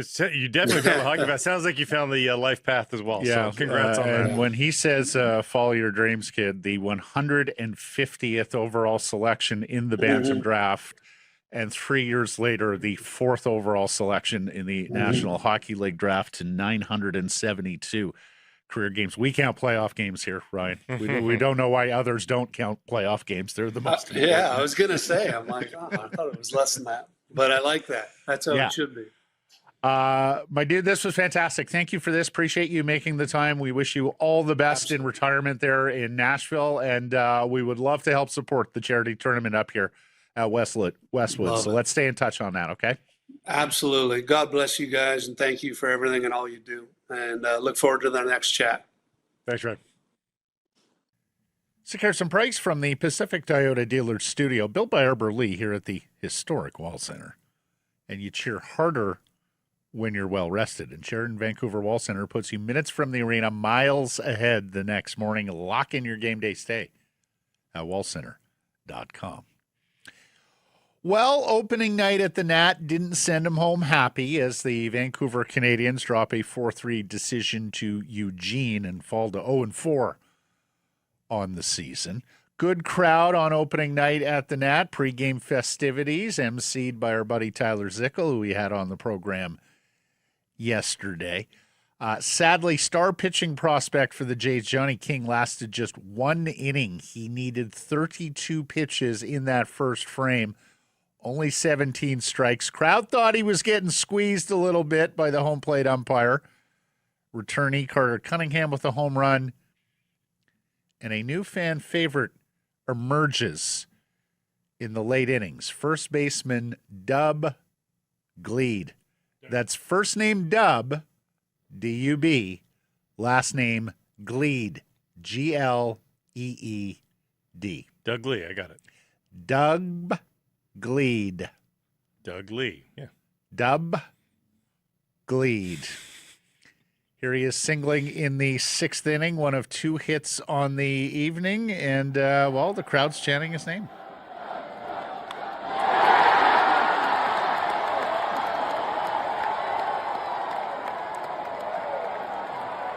That's pretty good. Mm-hmm. They would stubby clap like. Yeah, they would chant his name again as he made his way to third base on a wild pitch. You could Johnny King's not a bad minor league name either. That's a very good name. Well, it's just a great name, Johnny King. Gleed was acquired by the Jays from Miami at the end of spring training for infielder Leo Jimenez, who was not going to make the roster. Jays didn't want to lose him for nothing on waivers. Gleed's a Utah product who went to UC Irvine, was a 9th-round pick 2 years ago. Caesar back at it tonight at 7 p.m., celebrating 75 years of Nat Bailey Stadium. They were in the Nat jerseys that Tyler Zickel showed us last night. They look absolutely beautiful. 75-cent hot dogs, believe it or not, were a hit, Blake. I can only imagine. I got in about 20, 25 minutes before first pitch. The concession lines were already filled up. Did you see people with like 10 in their lap? I saw the trough of nachos. Yeah. We're going to get you a visual on that coming up in future shows. The 3-foot trough of nachos, decadent. And they're here all week, everybody. 7 o'clock start tonight and tomorrow, then 1 o'clock Friday through Sunday. Tonight you got Austin Cates on the mound. Big right-hander, pretty good prospect in his own right. He started that spring breakout game for top prospects in spring training. And today is the first RBC We Care Wednesday. Supporting the United Way. Get your tickets, 604-872-5232 or CanadiansBaseball.com. The parent club fared no better. Lost a 6th straight game, 4-1 to the Dodgers. They did not have a losing streak longer than 5 games last season, Blake. And they're all ready. They got pitching last night. They did. They pitched just fine, but as we talked about yesterday, you can lambaste their pitching all they want or their health of their pitching all they want. It's not the key problem. They got one run. John Schneider sure got his money's worth in an ejection. Absolute banger of an argument with the home plate umpire. Goes nose to nose, red face, spittle, a tirade Lou Piniella would be proud of. We can't show you the video because the Major League Baseball lawyers will get all over us for copyright. So just take our word for it. But here's the thing. I think this one might have been pre-planned in the great tradition of Sweet Lou. And if you don't remember Lou Piniella as a manager, Seattle Mariners, Cincinnati Reds, he managed a lot of ball clubs. Piniella, when his team was down and not going well, would go out for the pregame meeting with the umpires and let them know, hey, guys, anything close tonight, and I am coming roaring out of that dugout, and I'm going to lose my mind. My team needs a spark, so just don't take it personally. Grin, bear it. It's performative for the players more than it is objection to your work. I think that's what Schneider did last night. Because if you look at how proximal, he is nose to nose with this umpire, and he's pointing at him like this. Not making contact, but he's pointing right in his face. Demonstrative, yelling, saying bullshit time and time again. And if you look at how cool and collected the umpire is, I think Blue knew this one was coming, Blake. He also said it is the right spot to pull the Pinella with the performative ejection. I saw you're making shit up is what I saw from him. But that's the thing. If you give them the pregame warning, you can pretty much say anything, right? Because they know, okay, this is about the 25 guys in that dugout. It is not about the 4 guys calling balls and strikes out and safe here. I hope John Schneider's not sick with anything because there are definitely virus transmission possibilities. Yes, there. Not good COVID procedure. No. But it did work. Like, I thought he picked the right spot, too. I'm like, okay, this will fire. The crowd was going 40,000 there. Not so much. Yeah, I mean, you can be a catalyst, but the tinder, the dry wood needs to catch on fire still, and the wood is not catching right now. No. Also, more injury updates for them. Cody Ponce, it's a right ACL sprain. He will have knee surgery next week. The recovery is estimated at 6 months, so his season is likely over after just 2 innings. Alejandro Kirk, thumb surgery. He's out 6 weeks. Addison Barger, the former Vancouver Canadian, lands on the IL with an ankle sprain. They have called up infielder Tyler Fitzgerald, whom they acquired from San Francisco last week, and left-handed veteran Patrick Corbin, a 36-year-old who has made 354 career starts in his career. So they're already digging into the farm on nearly a daily basis because of injury and performance. Final game of the set, World Series rematch with the Dodgers, and after Yamamoto's brilliance last night, they get Ohtani today. They will only be 5-7 if they get a win. It will feel a little bit more cathartic than that, though. So it's still a big win. It would be nice to see them pull it. Well, I mean, they're a long way from winning a ball game. Yeah, they are. It feels like that. M's lose 3-2 to Texas. This is the first time they've lost a series to the Rangers in the last 10. They have done pretty well against their AL West rivals, but they'll lose this series regardless of what happens today. Now, this was going into the game last night. Worst batting average in baseball so far as a team. The M's were one of 3 teams hitting below the Mendoza line, 200.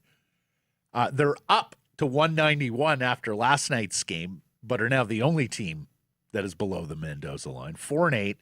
And to put this in context, the M's hitting 191, the Dodgers hitting 294.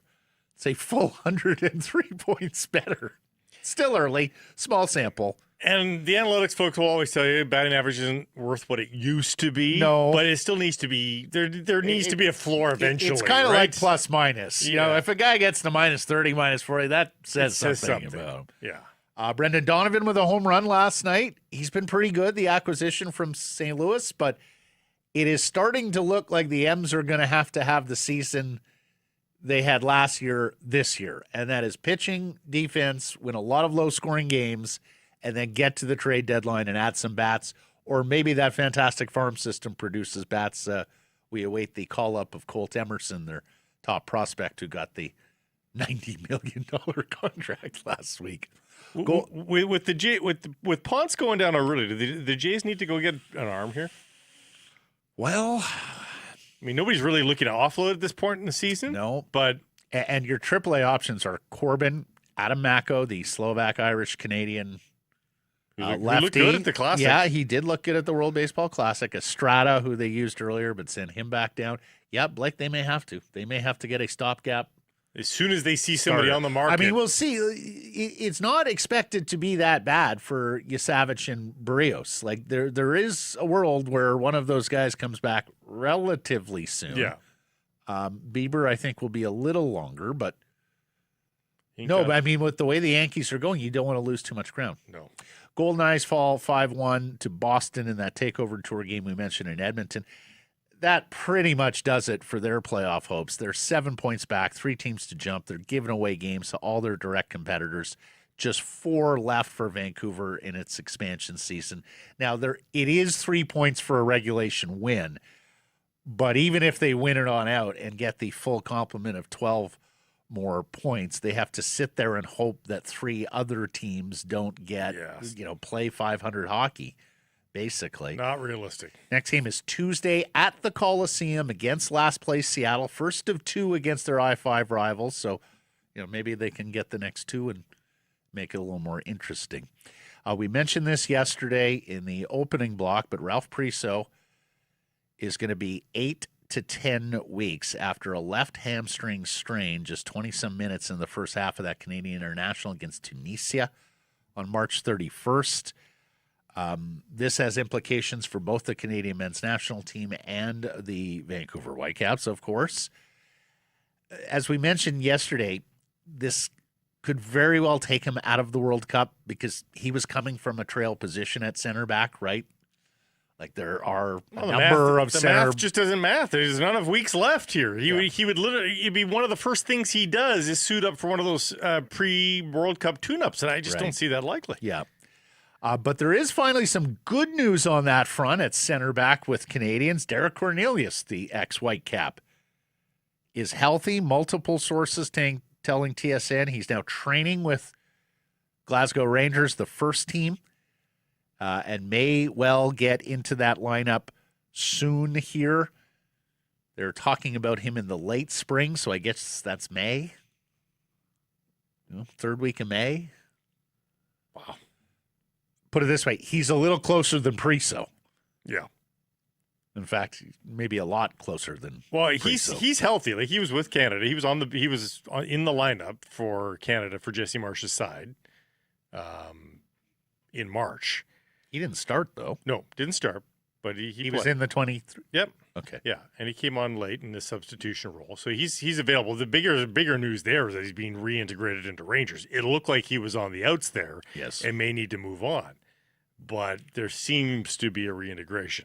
Caps host NYCFC Saturday 4:30 at BC Place. We'll see later this week whether anyone is ready to return from injury. We're watching Ryan Gauld in the midfield. We're watching Ranko Veselinovic at center back. Sam Adekugbe at left back. There's another Canadian international possibility. And, of course, Andres Kubas in the defensive midfield. Vancouver 5-1, tied for second place in the MLS West. But did you see LAFC last night against Cruz Azul in the CONCACAF? They demolished Cruz Azul 3-0. That's coming off 6-0 against Orlando. Like they still have not surrendered a goal here. And they score many goals. They're pretty scary. Poll question results from Tuesday. We asked you, should the Canucks promote Manny Malhotra to head coach before they lose him? Yes or no, people said. People said yes. Correct. Percentage? 64. 85. That much, huh? Chris, though, says, can we do this in proper order for once? Sort the front office, let them handle the coaching That's why we're asking this today, enough, folks. Chris. That's why we've changed Cali Canuck, yes, unlike Foote, who never even won as a coach in the minors. Manny has won and was a coach teacher even when he was a player. This team is a raging tire fire. No big-time coach is going to come anyway. Do you really see Bruce Cassidy taking on a rebuild? Bring on Manny. We saw a lot of this as well. Jay, another team needs to rescue Manny, or I wouldn't wish this upon Manny. Yes. Yeah. And Nasmo says, no, how about they actually conduct an exhaustive search for once? Fair enough. Last couple hires have been buddy hires, right? They buddy hires. And buddy hired Foote. They buddy hired. This isn't a buddy hire. This is an internal promotion. Boudreaux was a search. I wouldn't say it was all that exhaustive. It was conducted by the owner. I'm not sure there were many other candidates beside Boudreaux. Travis Green was probably their last exhaustive search, right? But I'll ask you this again, who out there has, you're asking whoever this is to take over a young, inexperienced, unskilled team. Is there somebody on the open market that has that on their resume? Is like, oh, he's good with that. Like, I think in the interim, it's why I understand. I don't advise this, but it's why I understand those that say just keep Foot, run it back. Like, who cares? You cannot keep Foot. Again, the answer last night about the home record. Like, it's not NHL coaching. He is not of that level. I don't think he's a developer, no. It's clear he's not a developer. Yeah. Some of the young guys have gone worse.